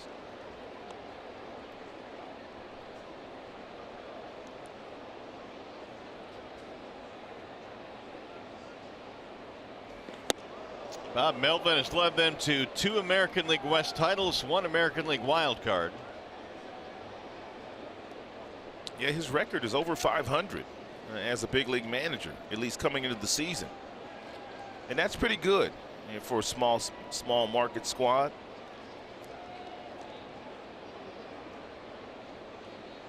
Two and 2 on Martin.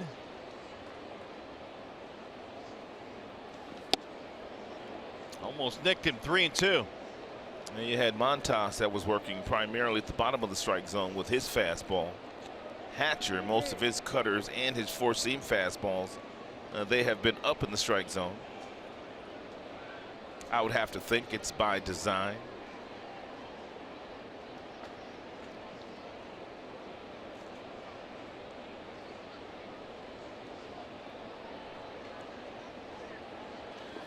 And he lost it, ball 4. So Martin's good night continues on base for the 3rd time. Friday, July 6th, the Tigers take on the Rangers at 7:10. The first 10,000 fans 21 and older receive a patriotic picture courtesy of Miller Lite. Stay up to the game for post-game Friday night fireworks. If you'd like tickets, go to tigers.com. The A's still have not had a 1-2-3 inning tonight. And with 2 outs, Martin might as well try to steal second base, get himself in the scoring position. And for Jamer, And hopefully Jamer takes at least 1 or 2 pitches to allow him to do so. He's got a big lead. Candelario's single walk, 2 runs scored. He broke it out for 14 with a single in the 4th.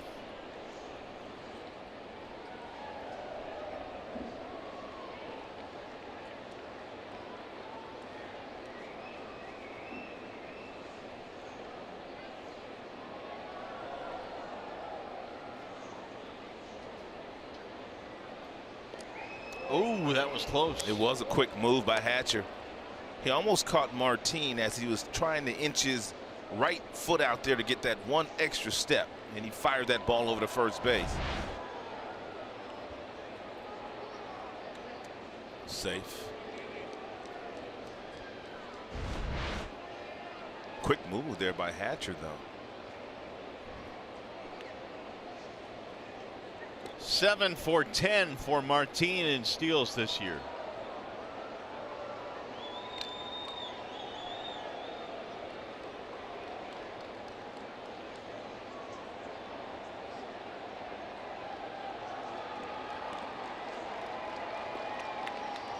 Oh, and 1 on Jamer. Tigers 7 runs on 11 hits already in the game. The A's have only 6 hits for their 6 runs. Close again.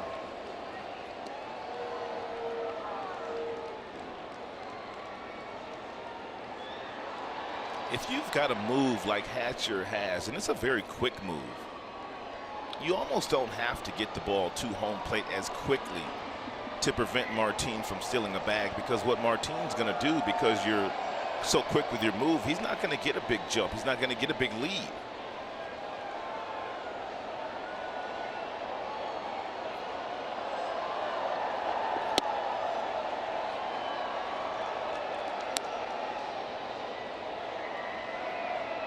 The A's have given up a lot of stolen bases this year as well, 52 of them to be exact. That's a boatload.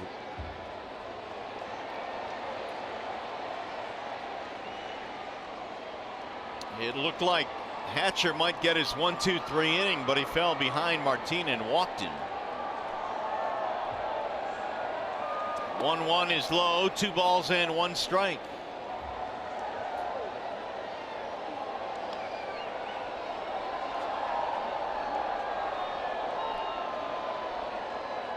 So Hatcher, who came on in the 4th, is working in his 2nd inning, and he now has thrown 44 pitches.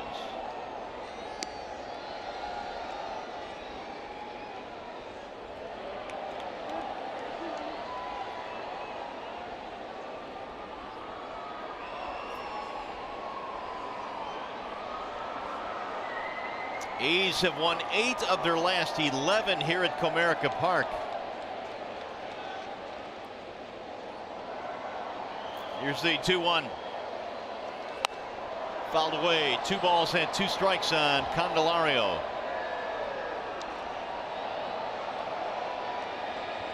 Tigers only home for 4 games. They're back on the road to Toronto and Chicago. It's going to be a lot of road games heading into the All-Star break. It's going to be an unusual road trip, and Tigers will play what that next road trip, what, 1-night game? That's it, yeah. Yeah, 1-night game, and 6-day games, 5-day games. Well, you got the last 3 in Toronto and then 2 in Chicago. Yeah, then they come home to a day game.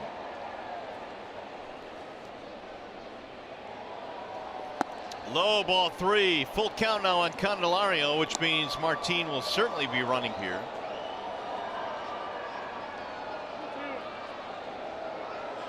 Castellanos waiting on deck. He wouldn't mind batting with a couple of ducks on the pond. And the way that Nicholas has been swinging the bat the last couple of days, he'd drive them both in. The A's have thrown 120 pitches tonight. Runner goes and a bouncer to second, and it's gobbled up there by Barreto, and that'll end the inning. No runs, a walk, 1 man left.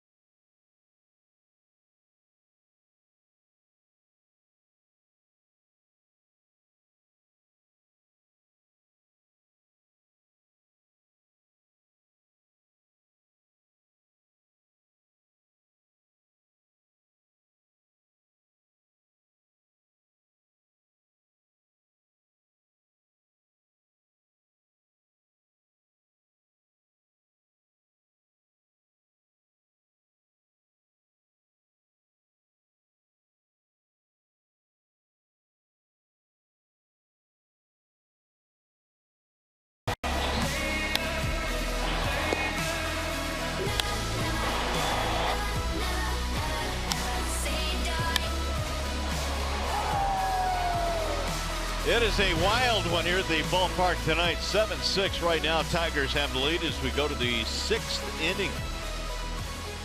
In a slowly paced ball game tonight because of all the offense. Buck Farmer goes back to work. Bottom three coming up: Mark Cannon, Jonathan Lucroy, and Franklin Barreto. 7 runs, 11 Tigers hits, 6 runs on 6 hits for the Athletics.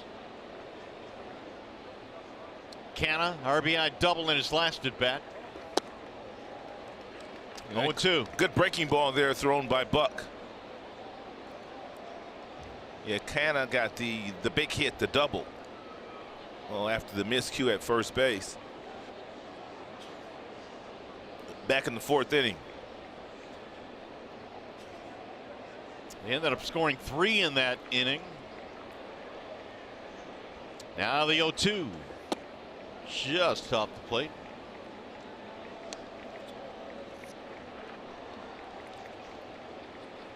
Farmer came on in the 5th and got a fly ball and a double play ball to end the inning.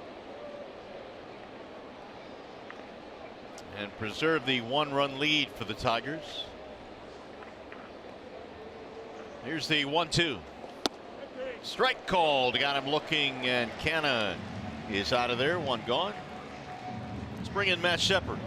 Mario, when established big leaguers head to the minors for a rehab assignment, it's usually not very long. Well, last night, Hugh Darvish started for the South Bend Cubs, and he started against the West Michigan Whitecaps. And afterwards, Hugh Darvish gave a lavish meal. That's right. He brought a hearty steakhouse meal into both clubhouses.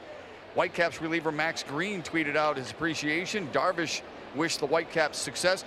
Whitecaps catcher Joey Morgan went yard on Darvish. That made his night. Whitecaps won it as well, but that looked like some pretty good vittles right there. And of course, when you make $126 million, you can afford that type of meal for those guys. Still eating, what is it, cold cuts after games? Yeah, probably. Guys. If you're lucky.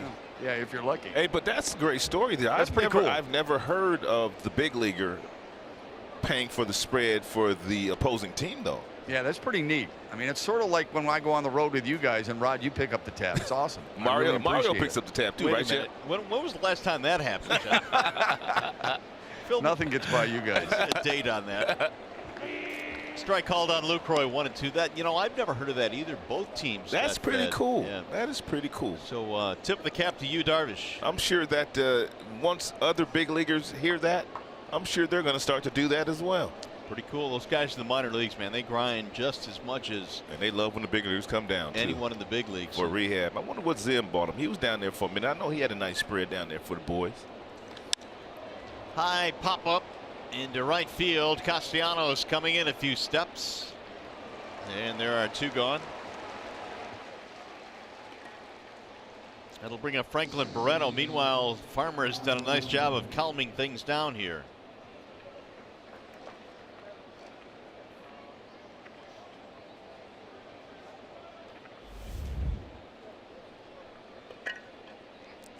It's been a rough night for Barreto, their number 9 hitter. He is fanned twice. Came in having hit safely in 6 of his last 7, and Barreto had a big RBI double late to tie the game yesterday.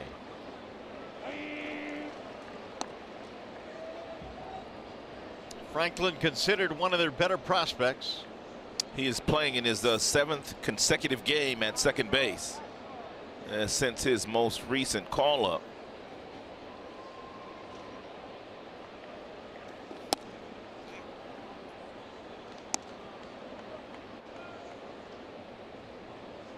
Barreto had a 2-homer, 6 RBI game on Friday versus the White Sox.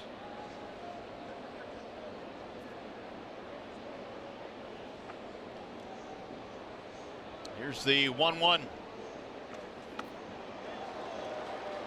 Buck has a really good breaking ball tonight. And here is our Xfinity high-speed pitch on Buck. 96, his top fastball. And he has gone as low as 80 miles an hour with his breaking pitch. I told you Buck has 4 pitches: fastball, changeup, slider, curveball.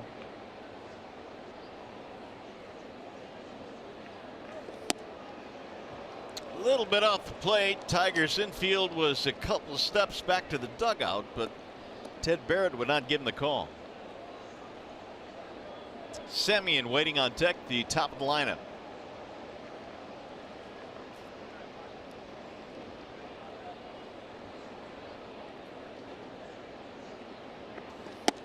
There, a strike 3 called. He fans for the 3rd time tonight. We'll go to the bottom of the 6th, where Nick Castellanos will lead it off. He homered in yesterday's ball game.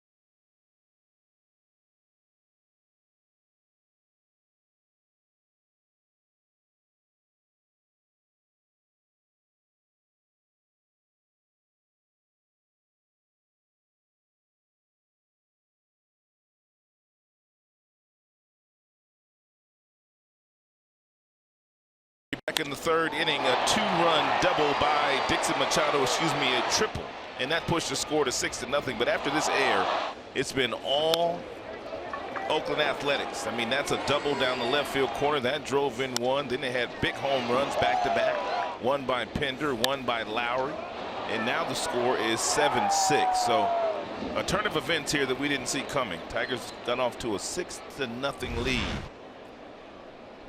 They will try and rebuild that lead here in the bottom of the 6th. Castellanos, Martinez, and Goodrum. Nicholas has had a good night. Single walk, double RBI, run scored.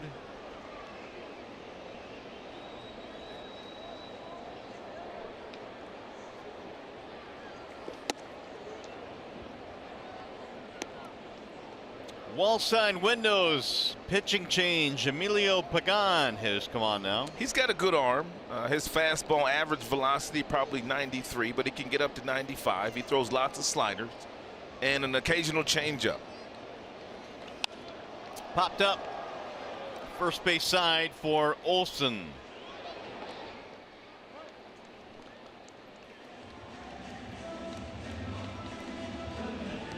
Here is tonight's summary. Tigers offense, 3 or more base runners in each of the first 4 innings. Machado, that big 2-run triple you saw, and the Pinder Lowry home runs in the 5th inning, drawing Oakland closer. That is something the Tigers just don't do a lot of. They don't hit a lot of home runs. 63 homers hit by the Tigers coming into play today. Only one team in the majors has hit fewer, and that's the Marlins. They've hit 61.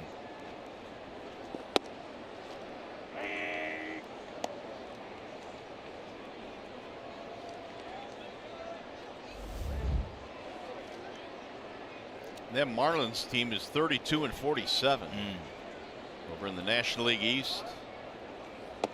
Outside 1-1 on Victor.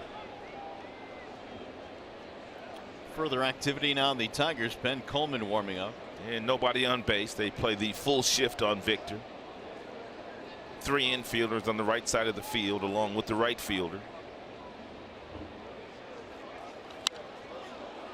Victor looked like he was trying to beat the shift right there. Now they take the third baseman and they take Lowry and move him back over to the position that Semien was just playing. So they just basically flip-flop the two now that there's 2 strikes. And the reason why teams leave the shortstop there is it's pretty much his natural position, and Semien has more range than the the third baseman Lowry.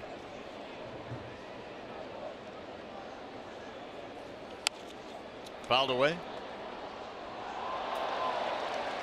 But if Semien has more range than Lowry, why not just make that the alignment originally instead of switching mid at bat? Well, because they leave Lowry in to play for the bunt initially. Gotcha. And then once there's 1 strike, he moves over a little further. Then with 2 strikes, he moves all the way back to the other side. I have noticed that the A's really haven't shifted that much today. Ooh, there's a bullet right to the second baseman Barreto, who is on the grass. Victor should be 2 for 2 today with 2 RBIs, and he's gotten robbed twice. Well, not robbed. The shift got him twice. Here is the Ram pick the stick update. I got 6 going with Nicholas. Gibby's got 5 with Nico. Gibby's rolling. Sorry, Simo. -2 going so far, but a good change. Shep has 4. Rod has 4.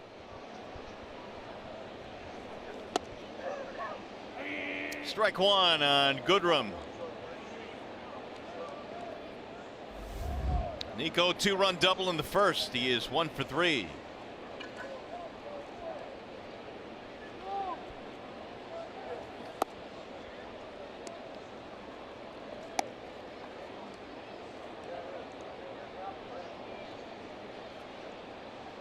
The A's got Pagan from Seattle in the Ryan Healy deal.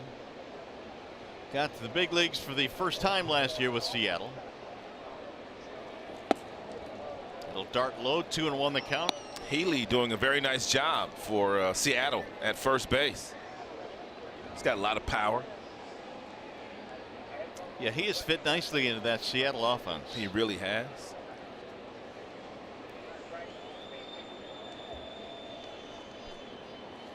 Two-1 to Nico is outside, 3-1. Hicks waiting on deck. 2 out, nobody on here in the 6th.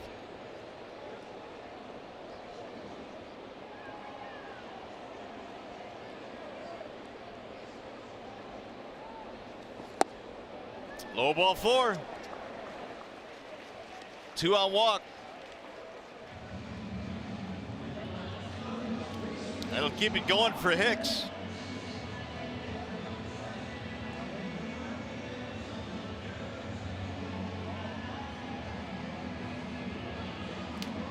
That is 5 walks tonight for Oakland pitching.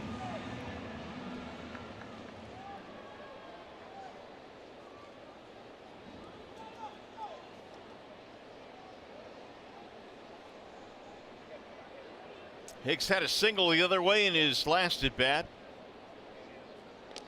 He's got a couple of hits tonight. And Nico Goodrum is a threat to run. He has 6 steals this season. He's only been caught once. Tigers have been pretty good as far as their percentages this year in stealing bases. Not only have they been a lot more aggressive, but usually when they run, they don't get caught.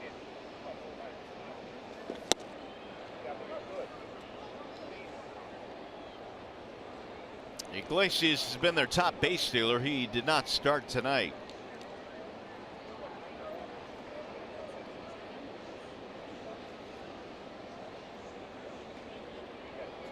Hicks now with 4 hits. He had 2 last night, 2 today.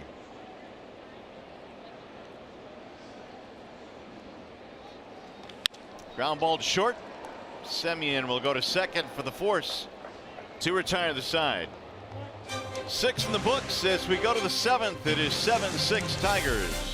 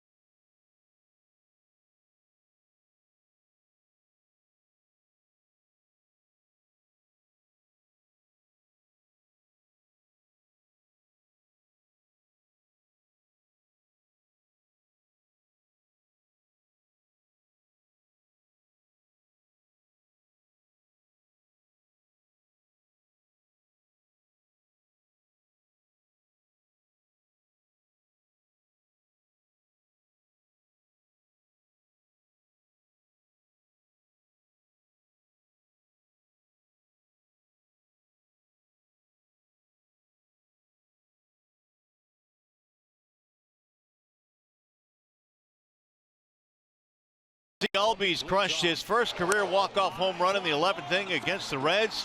What's more surprising is he called it before it happened. Ozzie Albies, what a player he is. One of really several really good young players on that Atlanta team. Yes, he is a great player. He is on the All-Star ballot. And he just may be heading there. That team is in first place still, I believe. They are. They're 3.5 games over Philadelphia, and they got Washington Nationals in 4th place. The surprise Atlanta Braves.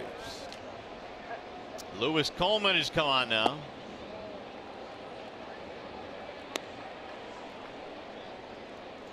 Coleman replacing Farmer, who went 1 2/3. He got all 5 batters that he faced.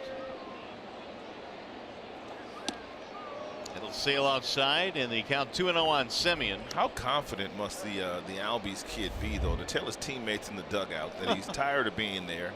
I know you're tired too. I'm going to hit a home run. He goes up and hits a home run. Very confident, I would think. Swinging a foul. 2-1.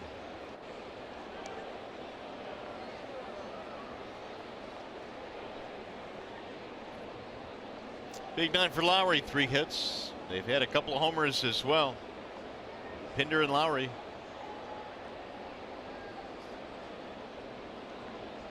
Now the 2-1. Matt Joyce has moved to the on-deck circle.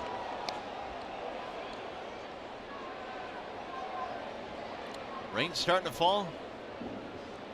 Got some umbrellas popping up. You got folks looking for cover.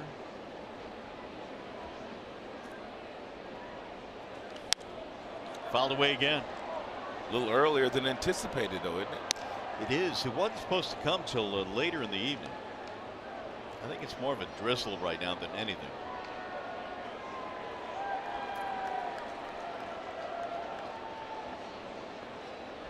A light rain, so to speak. Little chopper left side. It's going to find a hole. Base hit. Semien is aboard. These A's, man, they just keep coming at you. Here are tomorrow's probables, courtesy of Wallside Windows. In Game 3, Sean Manaea, Mike Fiers hook up. And both of these gentlemen have no hitters in their career. Manaea threw his no hitter this year, and of course Fiers and threw his no hitter a few years back with the Houston Astros.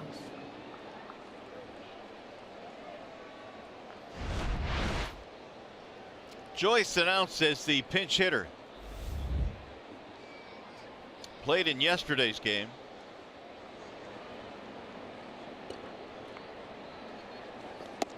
Ball 1.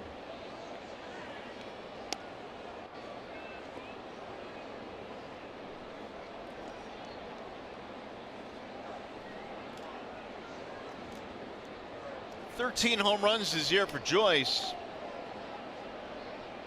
Batting average, though, sub 200, 194 coming in.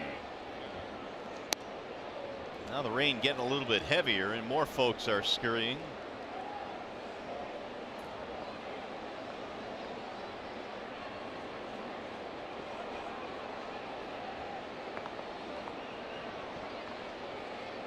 Here's the 1-1 pitch. Grounded toward first. Hicks bobbles, still goes to second. 1, and they almost got the double play.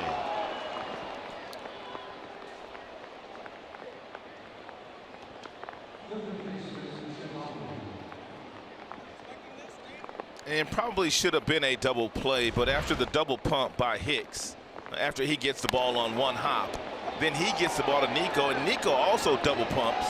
And that allows Matt Joyce to make it safely down the first base line. Looked like a double play ball initially when the ball was one hopper to the first baseman.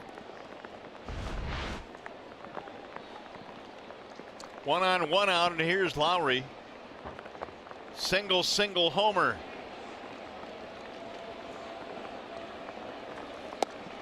Ball 1. Rain's coming out pretty good now. It is.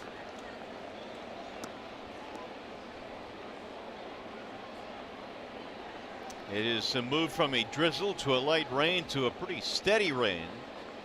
Covered up down the right field line. Outside 2-0.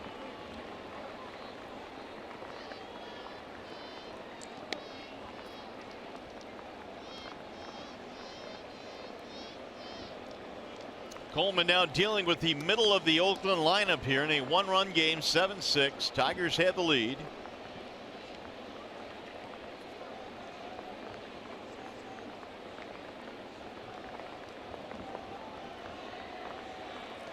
Outside 3-0, the count on Lowry with Chris Davis lurking on deck.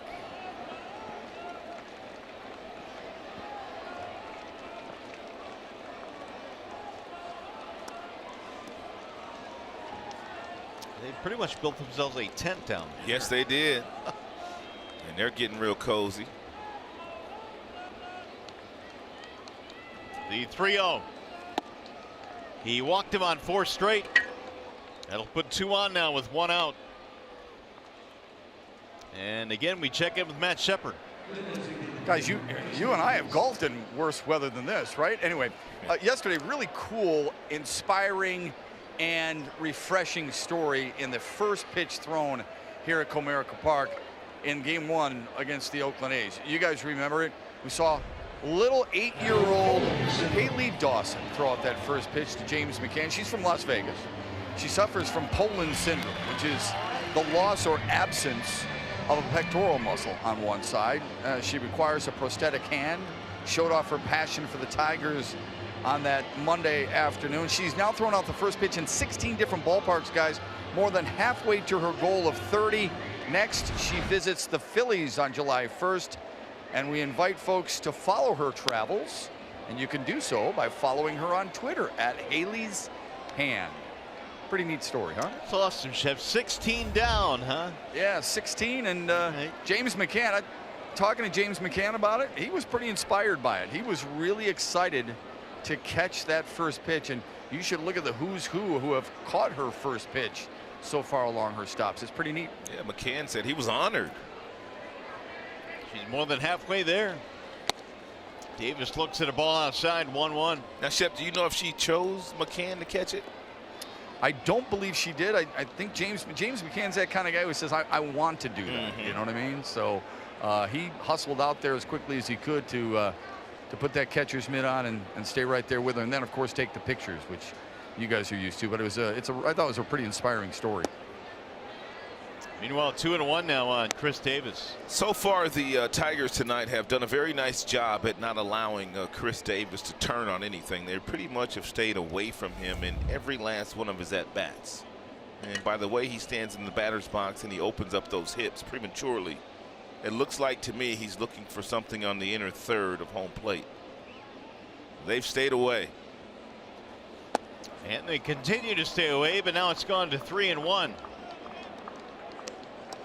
More action in the Tigers bullpen. Alex Wilson heating up.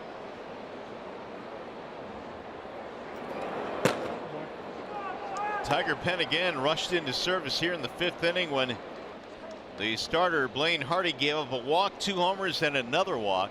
Farmer had to come on.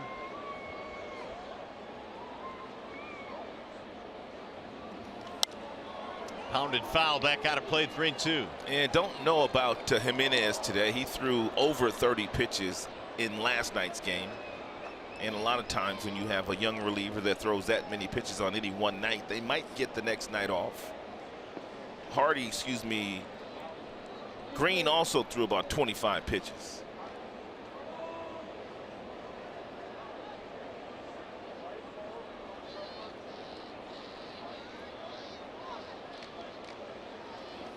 And he walked in ball 4. That will load the bases.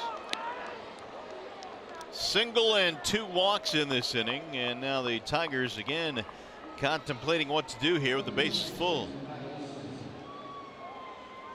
You got Matt Olson coming up. Here's where the Tigers could benefit from having a left-hander in their bullpen, but at this particular time they have no left-hander in their bullpen. Daniel stumped. He's still down in the minor leagues on a rehab assignment. Of course, Hardy is in the rotation now.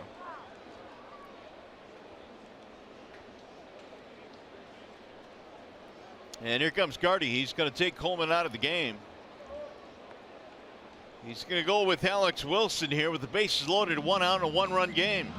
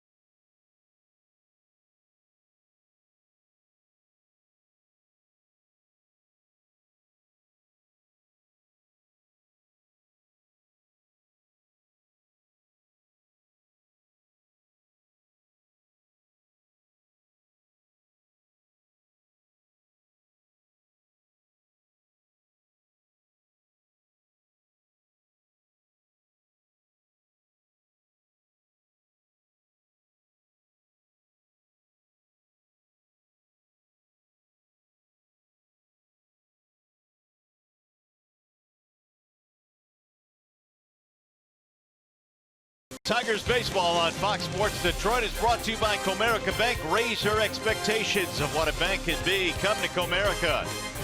Your Metro Detroit Chevy dealers. Visit ChevyDetroit.com. See why Chevy drives the Motor City. And by Wallside Windows. We can do that. We are the factory.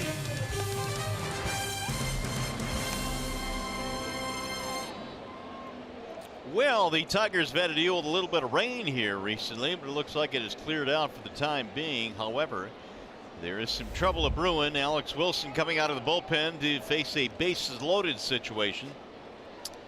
And 26 game this season now for Alex Wilson. 8 holes, ERA sits at 3.86. 20 strikeouts, 8 base on balls for Alex.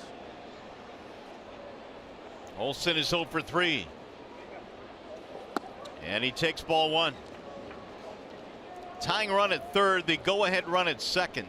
And Willie has inherited 15 base runners this year, and only 4 of them have scored. So I'm sure that this probably plays into the decision-making for Ron Gardenhire. He's done a nice job of stranding runners up until this point. Ground ball right back to Goodrum. There's nobody at second. They'll throw to first to get the out there, and the shift messed up the double play. And the A's have tied it up.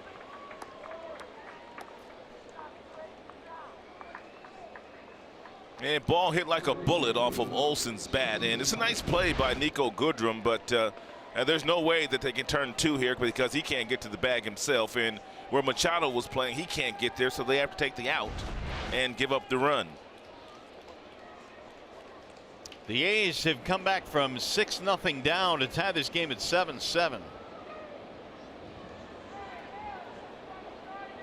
Here is Piscotty.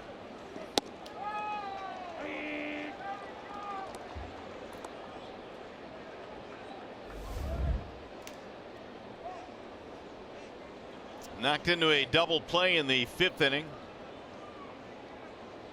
He's been on base twice, reaching on an error and then walking. 0-2.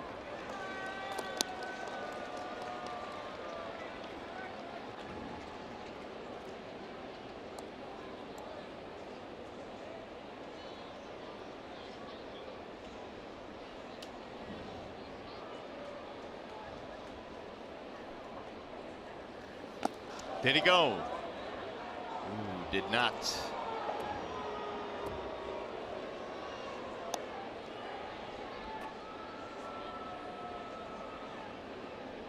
Wilson, the 3rd Tigers reliever in this game.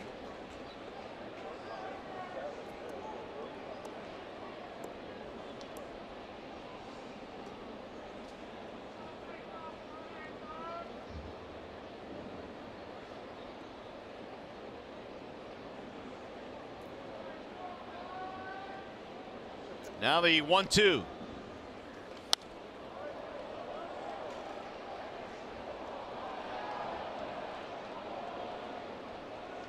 A's now have 7 runs on 7 hits.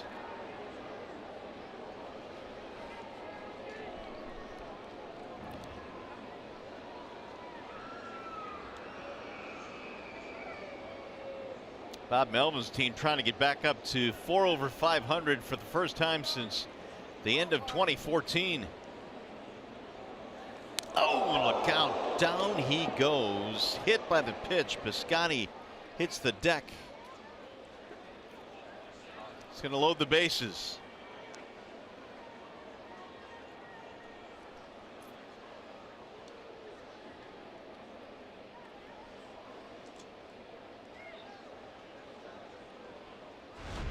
And fastball got away from Alex.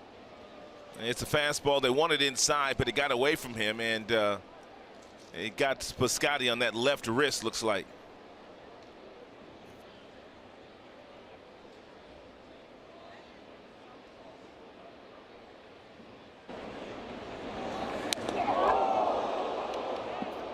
Didn't sound good, that's for sure. Nope. Just going to reload the bases. We'll see if Piscotty stays in the game. And it looks like he will.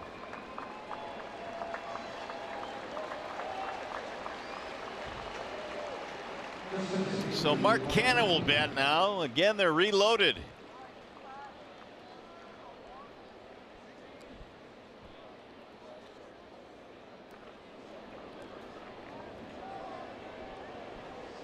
Cannon with a double and an RBI. He is 1 for 3.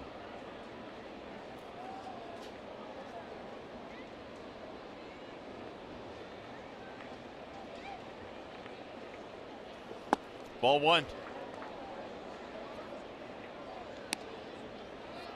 Coleman started the inning, gave up a single. 1 out later, he walked 2 to load the bases.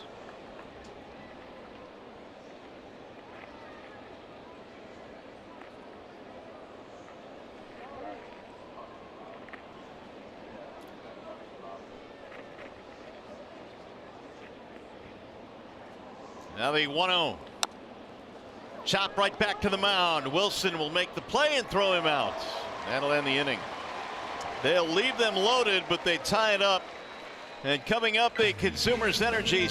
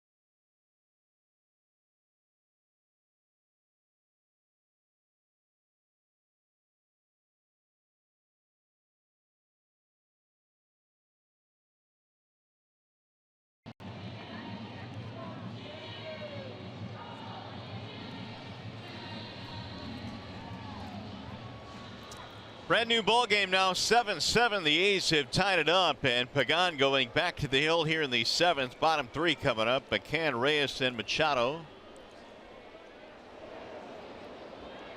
Tigers had a 6-0 lead disappear in this one. The A's come fighting back. McCann has an RBI single in this game, 1 for 3. Matt Joyce stays in the game and plays left.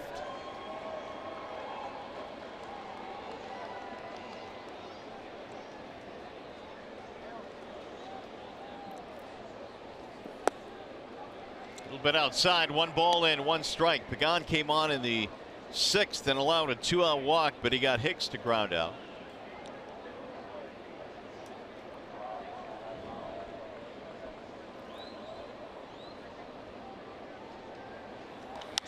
Popped up right side of the infield. Barreto calling, and 1 gone.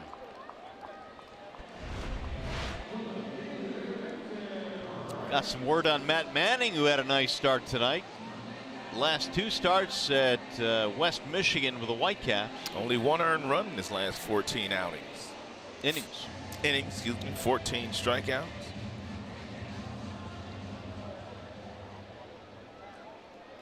Manning very highly thought of, the 2nd rated prospect in the Tiger system. Like Franklin Perez as well, who the Tigers got back in the Verlander deal, has gotten healthy again. Was throwing a rehab start yesterday, I believe. Well, that's good. He hasn't pitched all year. No. Bo Burrows had a real nice start. I believe it was yesterday. Ryan Buchter is warming up. Reyes swings and misses, 0-2.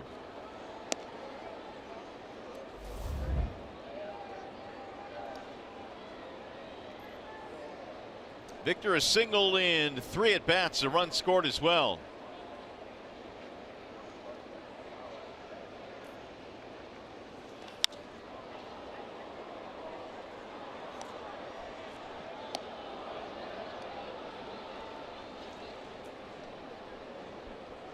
And just about everybody in the Tigers starting lineup today a hit, with the exception of Victor Martinez. And the shift has gotten Victor twice today.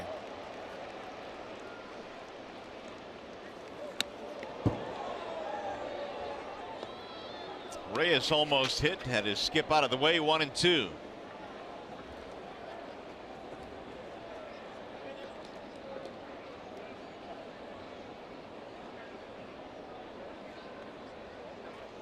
Machado on deck.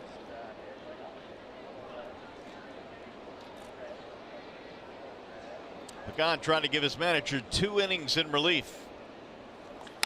Little chopper up the middle to have him played nicely. Ranging left is Semien. Reyes is out, 2 gone.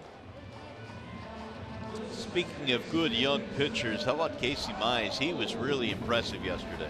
Yeah, I was listening to the interview when he came up to visit you and Kirk in the 4th inning, and man, well spoken, articulate, talked about his teammates at Auburn, gave everybody the proper credit deserved.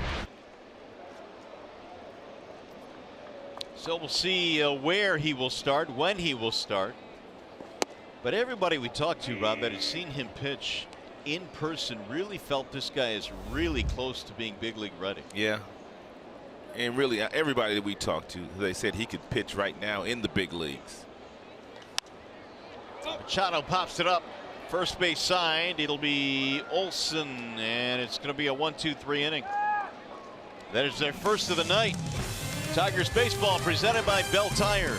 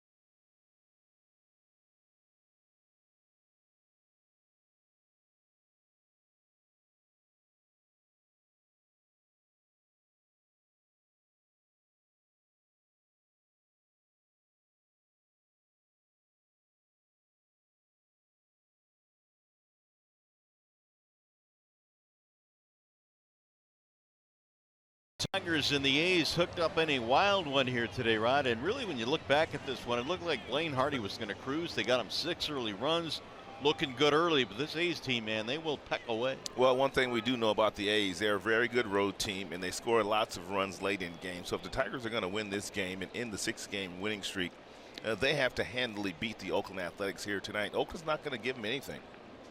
And Wilson is back out there for the Tigers. He was able to get the last couple of outs in the 7th inning, but this is where the A's do their best work. They have scored more runs than any other team in the 8th inning.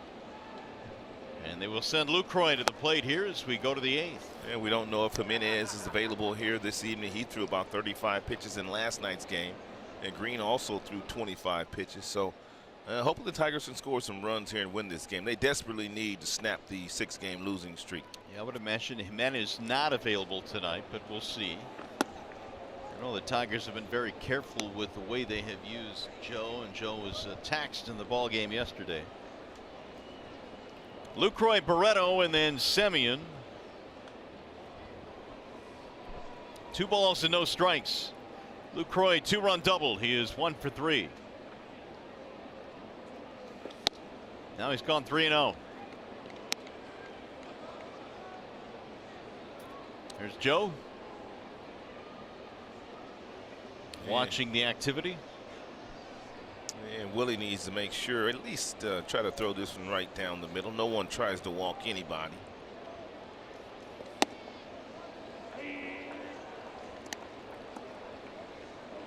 Threaded the outside corner there for strike 1.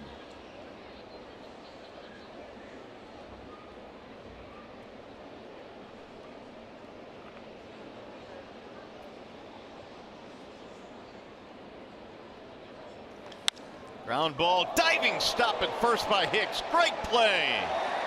1 gone.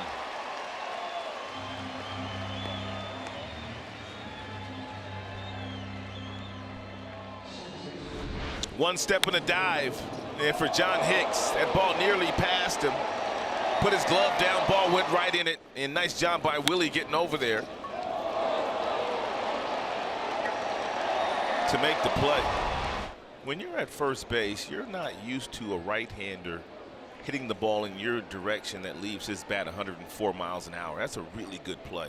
Maybe a left-handed batter, but not a right-handed batter. Barreto with a big swing, 0-1. It's been a rocky night for Barreto. He is 0 for 3, all 3 strikeouts.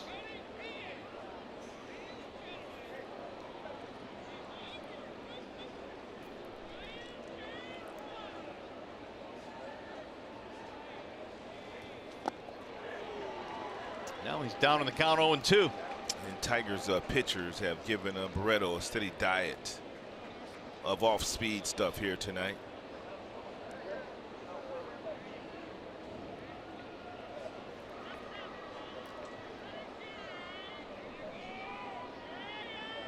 Got to be careful with Barreto. He had that 2-homer game against the Sox on Friday. That one just missed. A little bit outside. 1-2 on Barreto. Top of the order, Semien waiting on deck.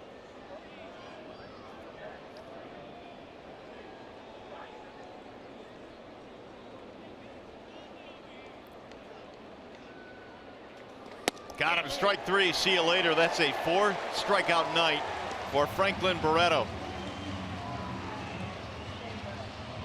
2 gone.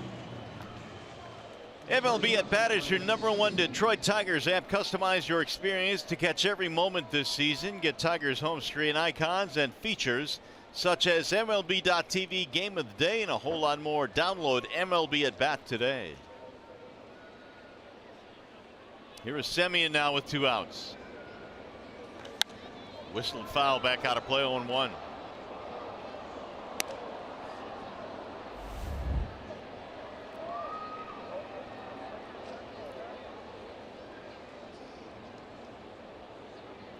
Single and a walk tonight for Semien.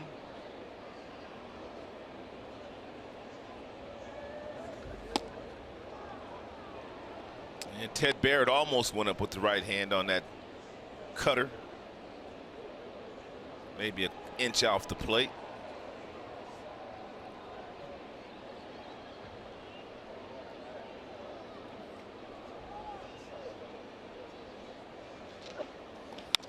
Bouncer back to the mound. Willie makes the play, and a 1-2-3 they go. Top of the order coming up as we go to the bottom of the 8th. Martin, Candelario, and Castellanos.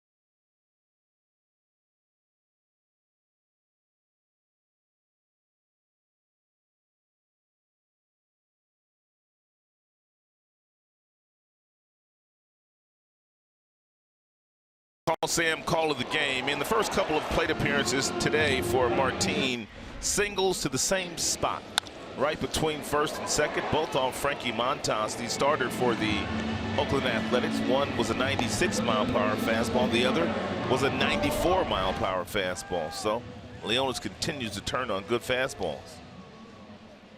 Ryan Buchter is on now for the Athletics. And Buchter pitching in his 15th game, has 4 holds, a 2.53 ERA, 11 strikeouts and 4 base on balls.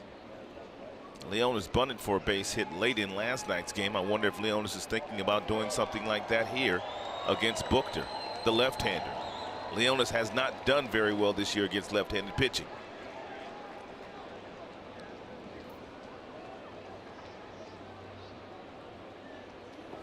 Buchter will miss outside. He pitched in yesterday's game. Is it just me, or does Buchter look like he's a big boy out here?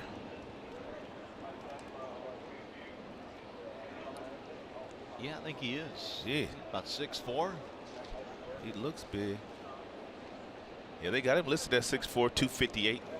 There's your bunt attempt, but he missed. I like the idea. 2-0 the count on Martin. Now, I'd like to see Martin take a pitch here. I mean, trying to get on base any way you can. 2-0, make Buchter throw you a strike.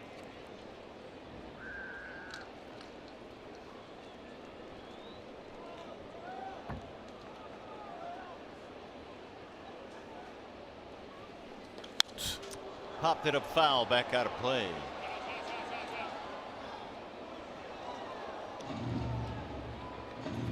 Two and one. Tied at 7s as we play in the 8th.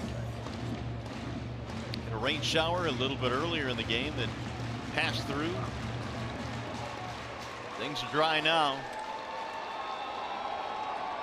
And fans getting into it.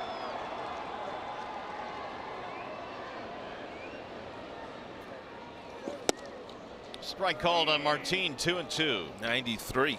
And with that fastball thrown from Buchter.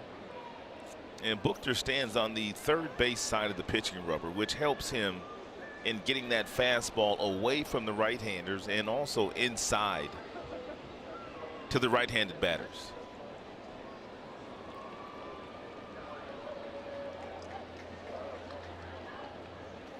Swing and a miss. Martin with a huge swing goes down. 1 away. It's a nice job there by Buchter after falling behind Martin. 2 balls, no strikes. Came back with 2 fastballs and a breaking ball to finish him off. It's a slider and a good one.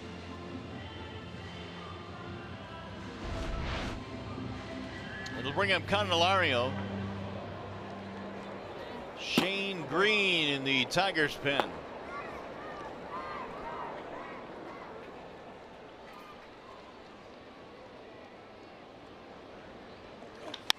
Ripped to left field, fair ball, gonna go to the corner. It'll bounce off the wall. Candy is on his way to second, taking the turn but holding. A 1-out double for Candelario.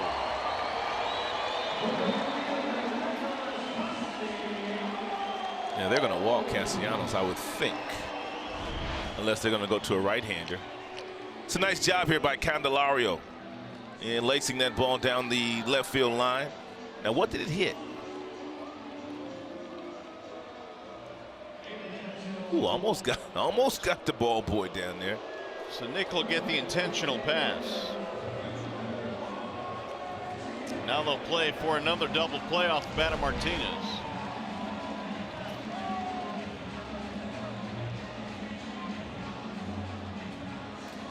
That is the first Tigers hit since the 4th inning when Hicks had an RBI single. 2 on now with 1 out. Vmart is 0 for 4.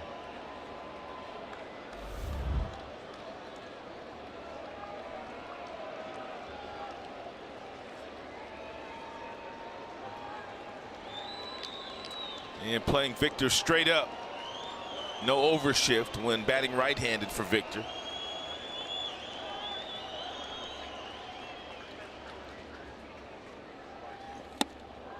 Chased up top. Martinez scalded a ball up the middle in the second, which was turned into a 6-3 double play on the shift. He's batting righty now against the lefty Buchter.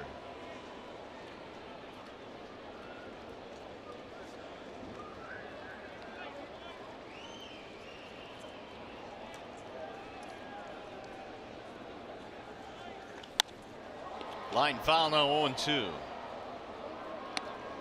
Tigers take on these A's again tomorrow here at Comerica Park. Join us beginning at 6 with Tigers Live right here on Fox Sports Detroit.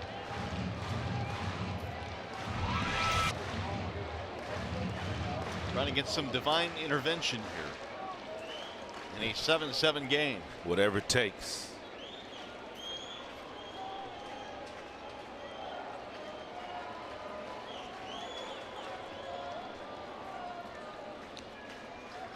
Now Buchter with the 0-2. Pulled foul.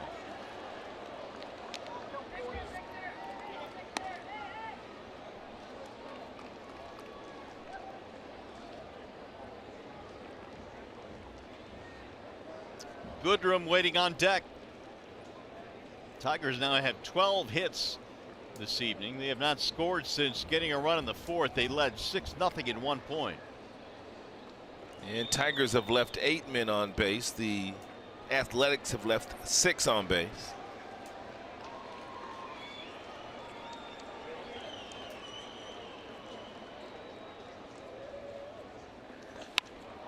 Driven down the left field line, but foul.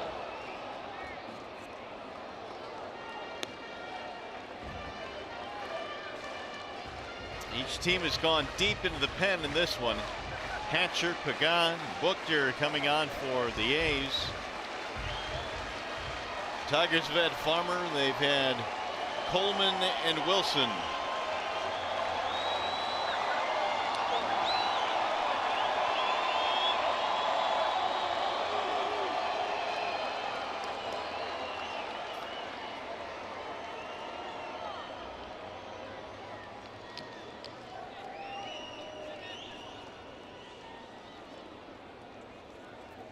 Swing and a foul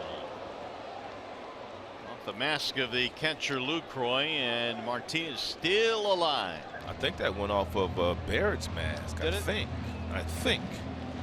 But it didn't. He didn't flinch. Lucroy turned in a hurry to check on him, but Ted Barrett's a big tough guy. Look at that, right off the chops. Ooh. Didn't even move. Ted Barrett, a former boxer. Yeah, He's probably taken some shots like that. Yeah, he's taken before, some no of those problem. before. So that thing is a little mosquito bite to Barrett. Exactly.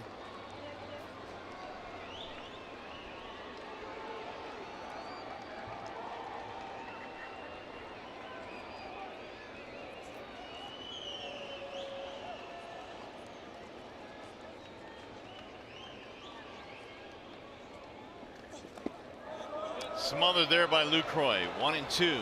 Victor's had a good at bat. He has seen several pitches from Booker. He has seen the fastball, he's seen the cutter, he's seen the breaking ball.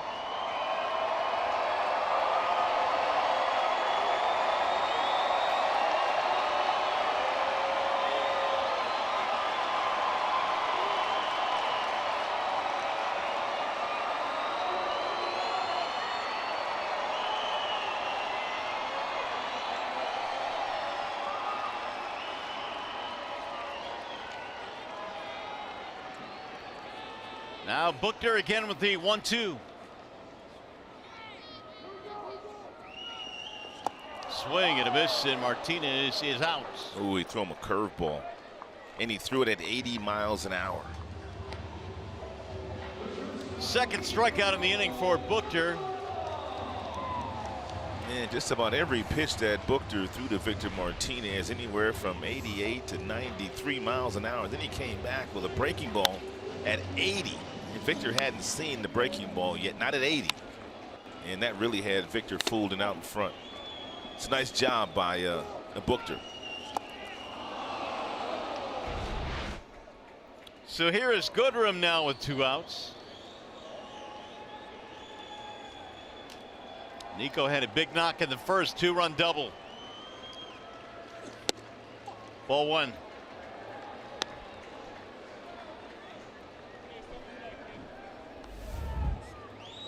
A walk and a double tonight for Goodrum, who's playing short, giving Iglesias the night off.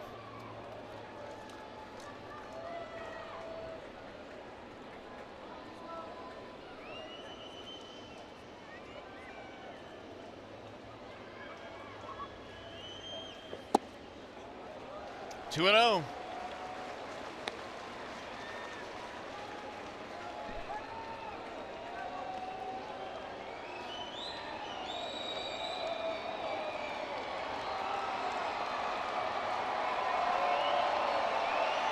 Booker started his big league career in Atlanta, then went to San Diego and KC. Royals picked him up for the stretch run last year.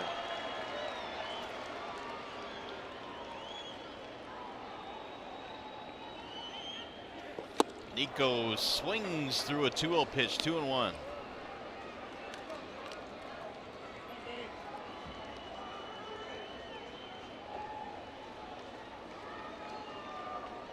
Tigers scored 4 in the first inning tonight. They were cruising behind Blaine Hardy, but the A's team, as they showed yesterday, not going away.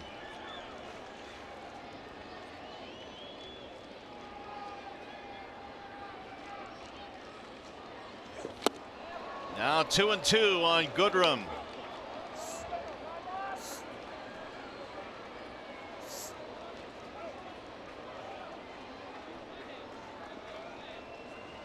With 1 out, Candelario got it started with a double, then Nick was walked intentionally.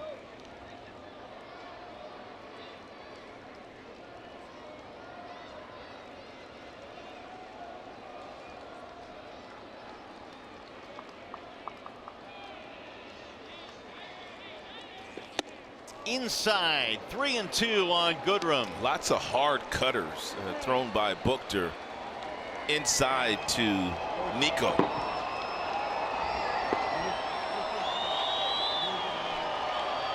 Yusmeiro Petit warming up.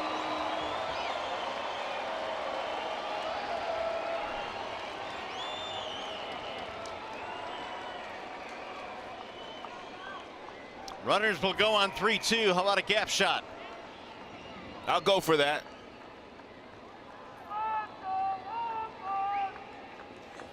And he walked him. Ball 4. That will load the bases.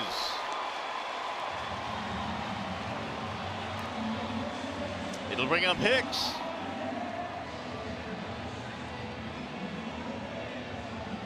Scott Emerson coming out, their pitching coach as well now, to talk to how they want to pitch to Hicks.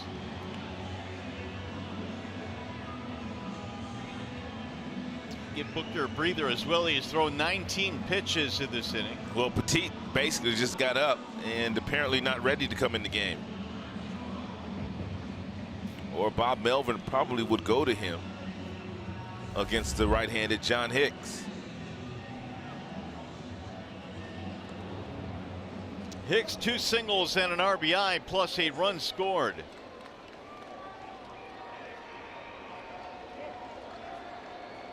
And right-handed batters are hitting .375 against Booker. Whoa. Candelario, Castellanos, and Goodrum.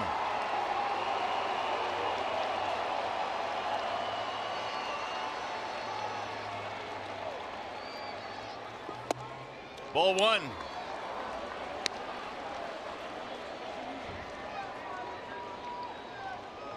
Hicks went the other way in the 4th inning, singling to right to score a run.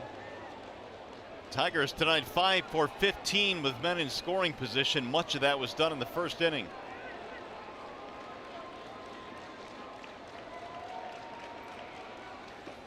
Ball 2, 2-0 on Hicks. Booker continues to try to throw that cutter at about 87 to 89 miles an hour in on the right-handers, and he continues to miss off the plate inside. We'll take a walk. Sure will.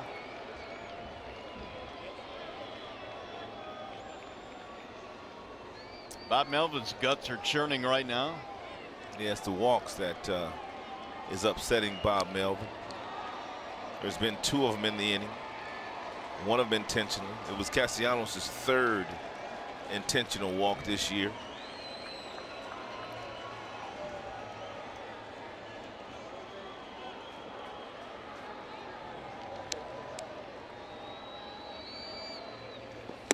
Big swing there by Hicks. 2-1. And John looked like he was trying to hit a grand slam.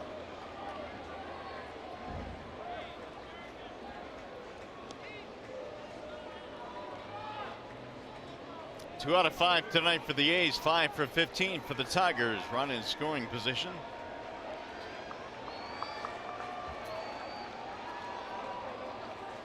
Now Booker's 2-1. 2-2 on Hicks.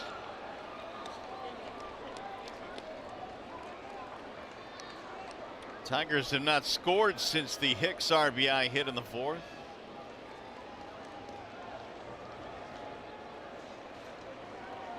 It's a pretty good night for that guy right there. It's a real good night for that guy right there.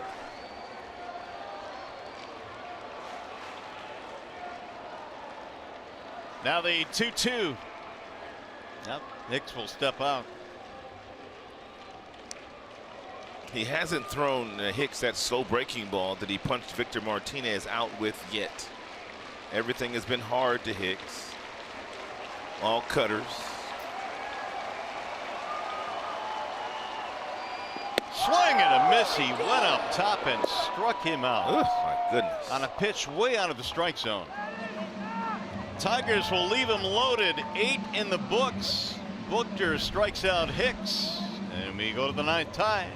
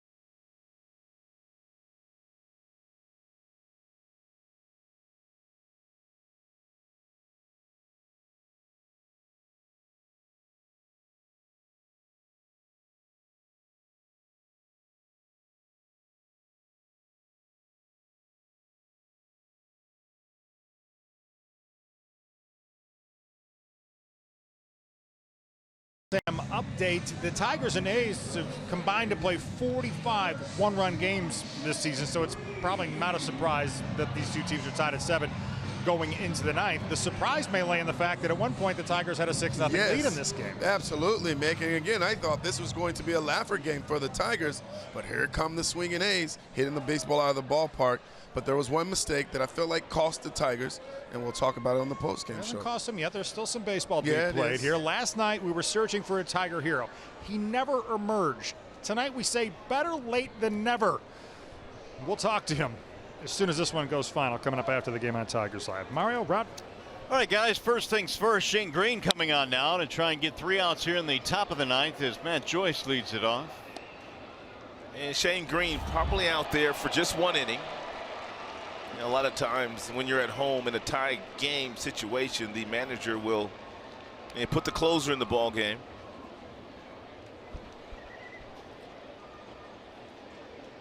Joyce, Lowry, Davis. 2, 3, and 4 in the lineup for the Athletics, who tied this game up in the 7th. And Matt Joyce has always been a good fastball hitter. He once wore the Tigers uniform before they traded him to Tampa. Did he get traded for Jackson? Jackson, huh? Yeah. Edwin Jackson. Edwin Jackson. Who pitched against us yesterday. You're right. Green came on and gave up the game winner in the 9th inning yesterday, and he misses to Joyce, 2-1. Here's Edwin Jackson. He pitched well yesterday. He sure did. He was with his 13th different team now. Yeah. He just said, I love to compete. I mean, it seems like Edwin's been around forever, and really he has been around since for 15 years. That ball drilled to left field, backing up Reyes, going back to the wall. It's off the top of the wall. Joyce is on his way to second with a leadoff double, and he nearly hit it out. Yeah, it's 2-1 count, and it's a fastball friendly count, and I believe Matt Joyce got a fastball and hit it the opposite way. And the ball nearly got out. Wow. Yellow line.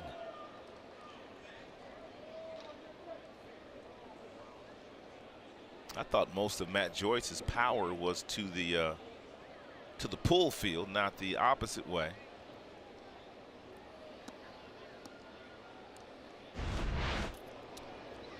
I'd almost put this cat on right here. Yeah, I was thinking the same thing. I really would. Lowry homered against Green yesterday for the game winner. Not so much that I'm concerned about a home run, but he's just a really good RBI guy.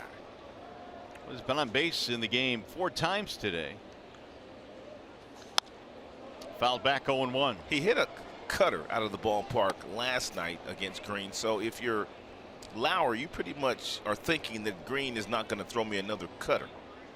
And so he's probably looking hard stuff. Shane Green basically has 3 pitches. It's a fastball, 4-seamer. He's got a cutter, and he's got a slider. ERA over 6 at non-save opportunities. Yeah, he does much better when the game is on the line, saving the ball game. Now Lowry down 0-2. And Jed is upset with himself. He got a couple of good fastballs at 94 and fouled them both off.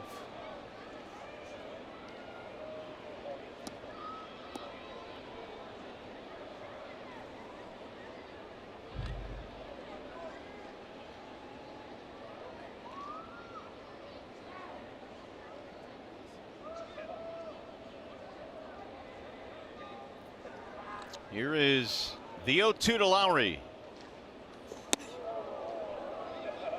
Top shelf there, 1-2 the count.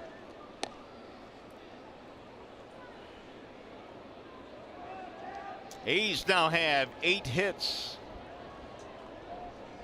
Blake Trinan, their closer, is warming up. He's got a good arm. His first 2 pitches last night out of the bullpen were 100 miles an hour to Jeimer Candelario.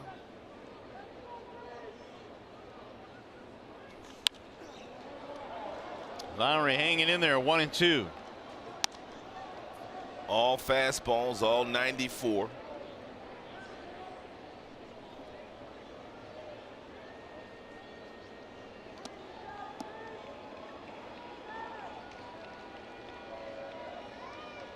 Shane Green sat at his locker last night. He answered all the questions. Didn't make any excuses for his performance.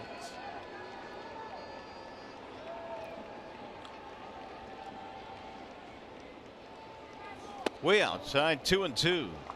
It looked like he tried a cutter, but he was determined not to make sure that he missed on the inner third of home plate, so he missed off the plate outside.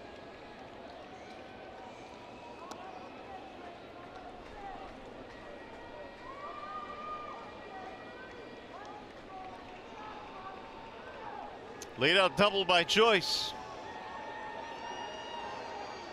Lowry sends a ground ball up the middle into center field, a base hit. Martin charging in, runner rounding third and scoring, and Lowry has done it yet again. It is his 4th hit of the night, and the A's lead 8-7. Well, he's their most dangerous hitter. I mean, they have a lot of guys that hit for a lot of power, but they do not barrel the ball up as consistently as Lowry does. And with the overshift in the infield, Lowry, the way that he can handle the bat, well, he just beats the shift. And Matt Joyce scores the 8th run of the game for the Oakland Athletics. Lowry's 53rd RBI of the year. Now Green has to really get after to make sure that when the Tigers get back in the dugout in the bottom half of the 9th inning, it is 8-7. Chris Davis will stand in. That'll send him out of the box, 1-0. And who knows what would have happened had they put Lowry on, but your chances of having success increase by not pitching to him. That much I do know. 9 hits now for the A's, a double and a single to take the lead. Davis backs out of there, 2 balls, no strikes.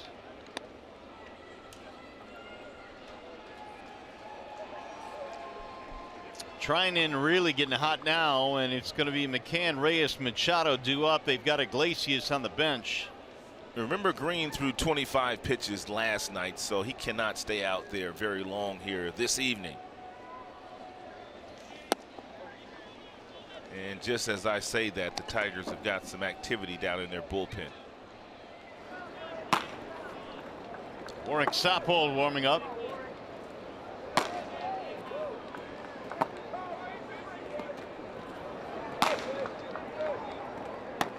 Three and 0 on Chris Davis. Yeah, you know he's probably swinging. Yes, he was. No question about that. 2 walks for Davis tonight. Otherwise, he is 0 for 6 in the series. I watched Chris play some high school baseball when he was a senior at Deer Valley High School in Phoenix. He's a really good player then. And went on to Cal State Fullerton, had a real nice collegiate career. Drafted by the Milwaukee Brewers and later traded to the Oakland Athletics.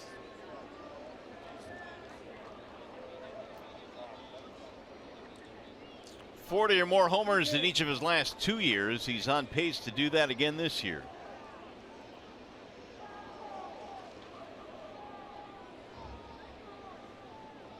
Here's the 3-2.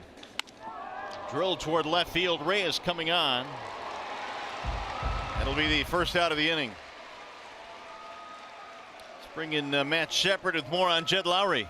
Yeah, Jed Lowry and Chris Davis tomorrow on Tigers Live. We'll have a little story on Chris Davis, maybe one of the more underrated power hitters. But Jed Lowry is a guy I talked to before the game, and I asked him about those high-stress situations and yet why he's so productive, Mario and Rod. He's one of the best in the American League at coming through in game-winning RBIs.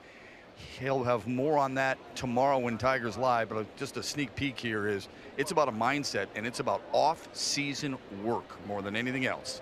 Off-season work. I think you'll find it interesting if you tune into Tigers Live tomorrow. Yeah, if they hold on to win this one, Chip, that'll be the 15th game-winning hit for Lowry this season. That's a lot. Well, he's dangerous. Yeah. I mean, he doesn't strike out all that much. He just puts the ball in play. Very consistent. He got behind in the count 0-2. He did. And fought off, and then found a pitch you can handle. But remember what I said, Shane Green wouldn't throw him? He didn't throw it. Right. He did not throw him that cutter. He stayed with the fastball. And Lowry is a good big league hitter. He knew that he would not see the same pitch that he hit last night. The only pitch that Lowry saw that was inside on him, I believe, was the 0-2 pitch, and that he dusted him with. Meanwhile, Green now has gone to 2-0, so he's thrown 18 pitches. Lowry has been an analytics darling, to be honest with you, Mario. He spent a couple of different stints with the Houston Astros. He's had a couple of different stints with the Oakland Athletics. He also spent some time with Jed Hoyer and also Theo Epstein when they were in Boston. So wherever that group has gone, Jed Lowry has kind of followed some of those guys that have been heavy in analytics, whether it be Luno, whether it be Billy Bean here, or whether it be what they were doing in Boston. They love him. He fits the profile. Green has gone 3-0 on Matt Olson. He's swinging 3-0 and pops it up foul down the left field line. Reyes coming hard, is going to, oh, it fell. It's a fair ball. Lowry will go to second and stop there. Reyes got to the ball but couldn't make the play. And Reyes ran a country mile to get there, and it looked like he hurt himself once he got there, but that's where you really have to stay on the balls of your feet, because once you start running on your heels, you're not going to see that ball cleanly. You're not going to make that play. It's going to be it for Shane Green. That'll go as base hit.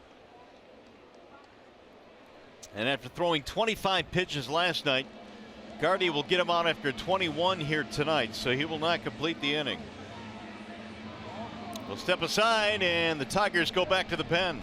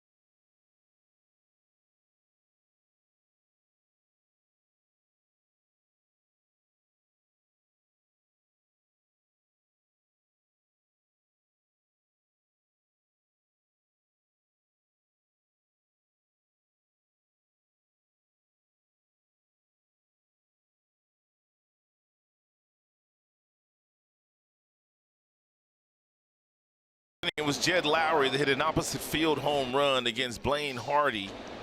That was after homering in last night's game as well. Then here in the 9th inning, another big hit by Jed Lowry, a base hit right back up the middle after a Joyce double. Drives in another big run. 15 game-winning RBIs potentially if the score holds up the same for Jed Lowry. Well, the Athletics runs in the 7th inning or later. Only the Braves and Astros have scored more. They've got another one here. They're threatening for more with 1 out. And the Braves and the Astros, they lead their respective divisions. Stephen Piscotty will stand in.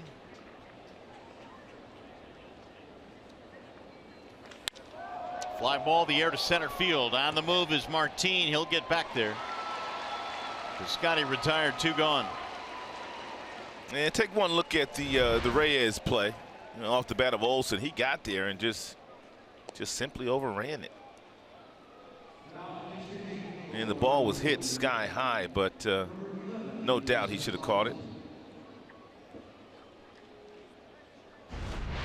Dustin Fowler will pinch hit now for Mark Canna.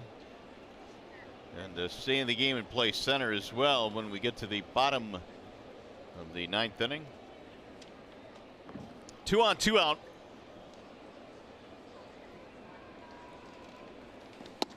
Fowler looks at ball 1.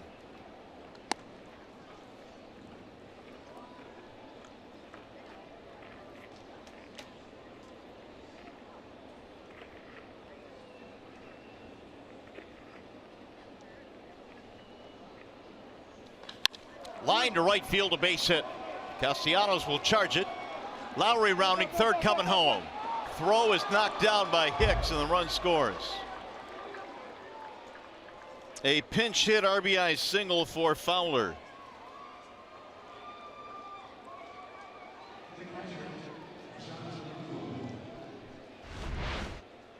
And pretty good swing here by Fowler. Short, quick, compact.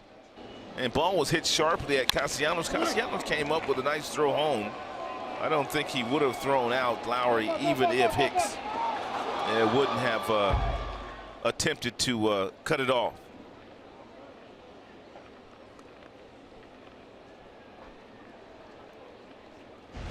(9-7) ball game, and now 11 hits for Oakland. Here is Jonathan Lucroy. It's a huge run there for the Athletics. Their lead now 2. Lucroy doubled in 2. That run will also be charged to Green.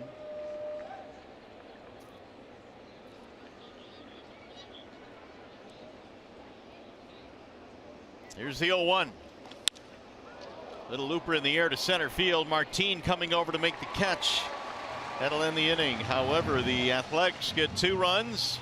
We'll go to the bottom of the 9th. 9-7. Here comes.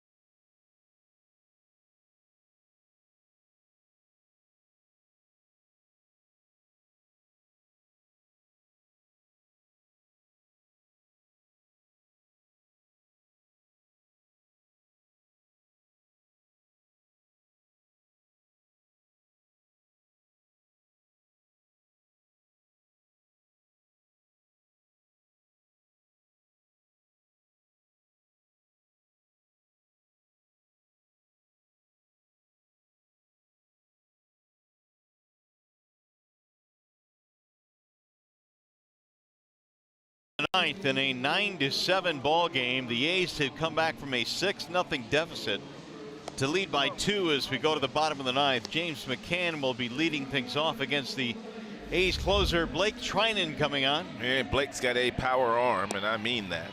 Fastball will be in the triple digits. He did that last night. 18 of 20 in save opportunities. The whip is under 1. The ERA is also under 1. 46 strikeouts and 10 walks in 30 games for Treinen. Bottom 3 due up. It'll be McCann, Reyes, Machado. The 3 batters due. Again, the Tigers have Jones, they have Griner, and they have Iglesias on the bench.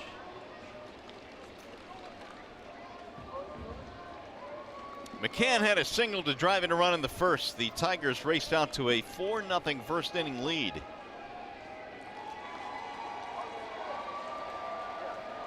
We'll see how hard Treinen comes out throwing tonight. Triple digits yesterday. And Iglesias is available to pinch hit should they get themselves in a situation where they want a contact hitter up there. Well, 100 miles an hour.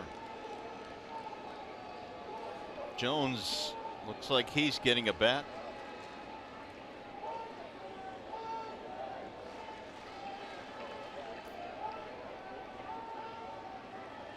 Here's the 0-1.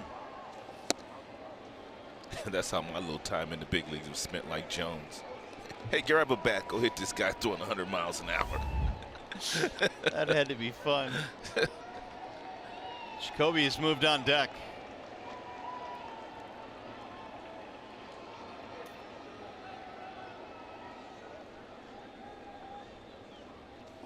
Swing and a miss, and McCann is out, one gone. It's a nice, easy 98, though. There's not a whole lot of effort in that fastball that Trinan is featuring. I mean, it is coming out of his hand nice and easy. What did you find to be the hardest part of pinch hitting? Well, just getting loose. I mean, getting loose. Because back in those days, I mean, they didn't have all the tunnels downstairs and the hitting facilities to go down there and get loose. I mean, it was 30 years ago at least. Right. I mean, nowadays, I mean, you got all kind of things to keep you loose. You got bikes down there, you got steam rooms and saunas, and you got everything to help you get a sweat going. Jacoby looks at ball one. Yeah, this is by far is the toughest thing to do in this sport.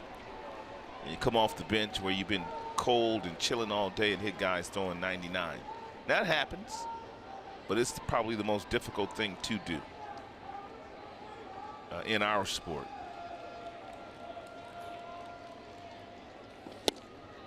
One. Tigers this year are 2 for 30 as pinch hitters.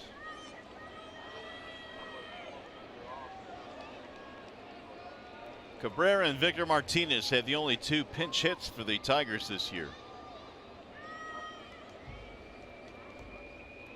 Now the 1-1. 1-2 on Jacoby.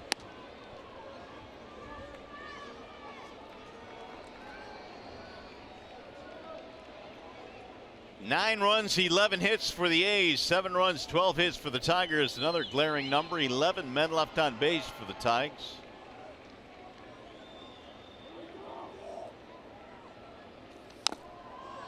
Fouled off, and Jacoby stays alive. Iglesias has moved on deck.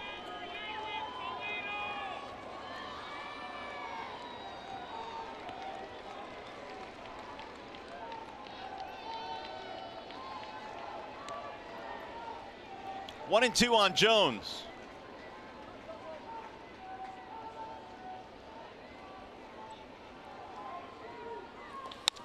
In the air toward left field, but it's going to be caught. Joyce runs it down, 2 gone. There's a change in the starting pitcher for the Oakland Athletics tomorrow night. We initially thought it would be Sean Manaea going up against Mike Fiers, but it's going to be Chris Bassett. And Manaea has been pushed back a day. So the Manaea Fiers Manaea Fulmer matchup will happen. Yeah, right? That'll be a good one. Daniel Mengden apparently is going to the DL, and he was scheduled for the finale. So is that the guy with the fancy mustache? Mengden? I'm not sure. Yeah, I think okay, it is. I'm told it is. Here is Iglesias now with 2 outs. Tigers need a base runner with Martin on deck. Yeah, the mustache like Catfish Hunter. How do you remember stuff like that? I don't know. I don't know. I remember his stuff. Probably 1 on Iglesias. Probably watched too much TV. Probably. 1 ball, 1 strike. That's only the second ball that Trinan has thrown. 10 pitches, 8 strikes, 2 walks. 2 balls, excuse me.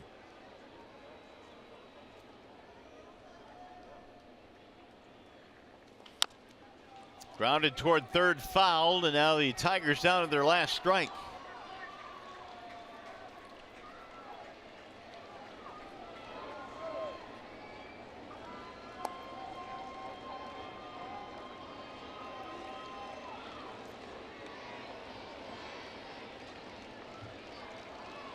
trying and save the game in the 9th inning yesterday. Trying to do the same here tonight.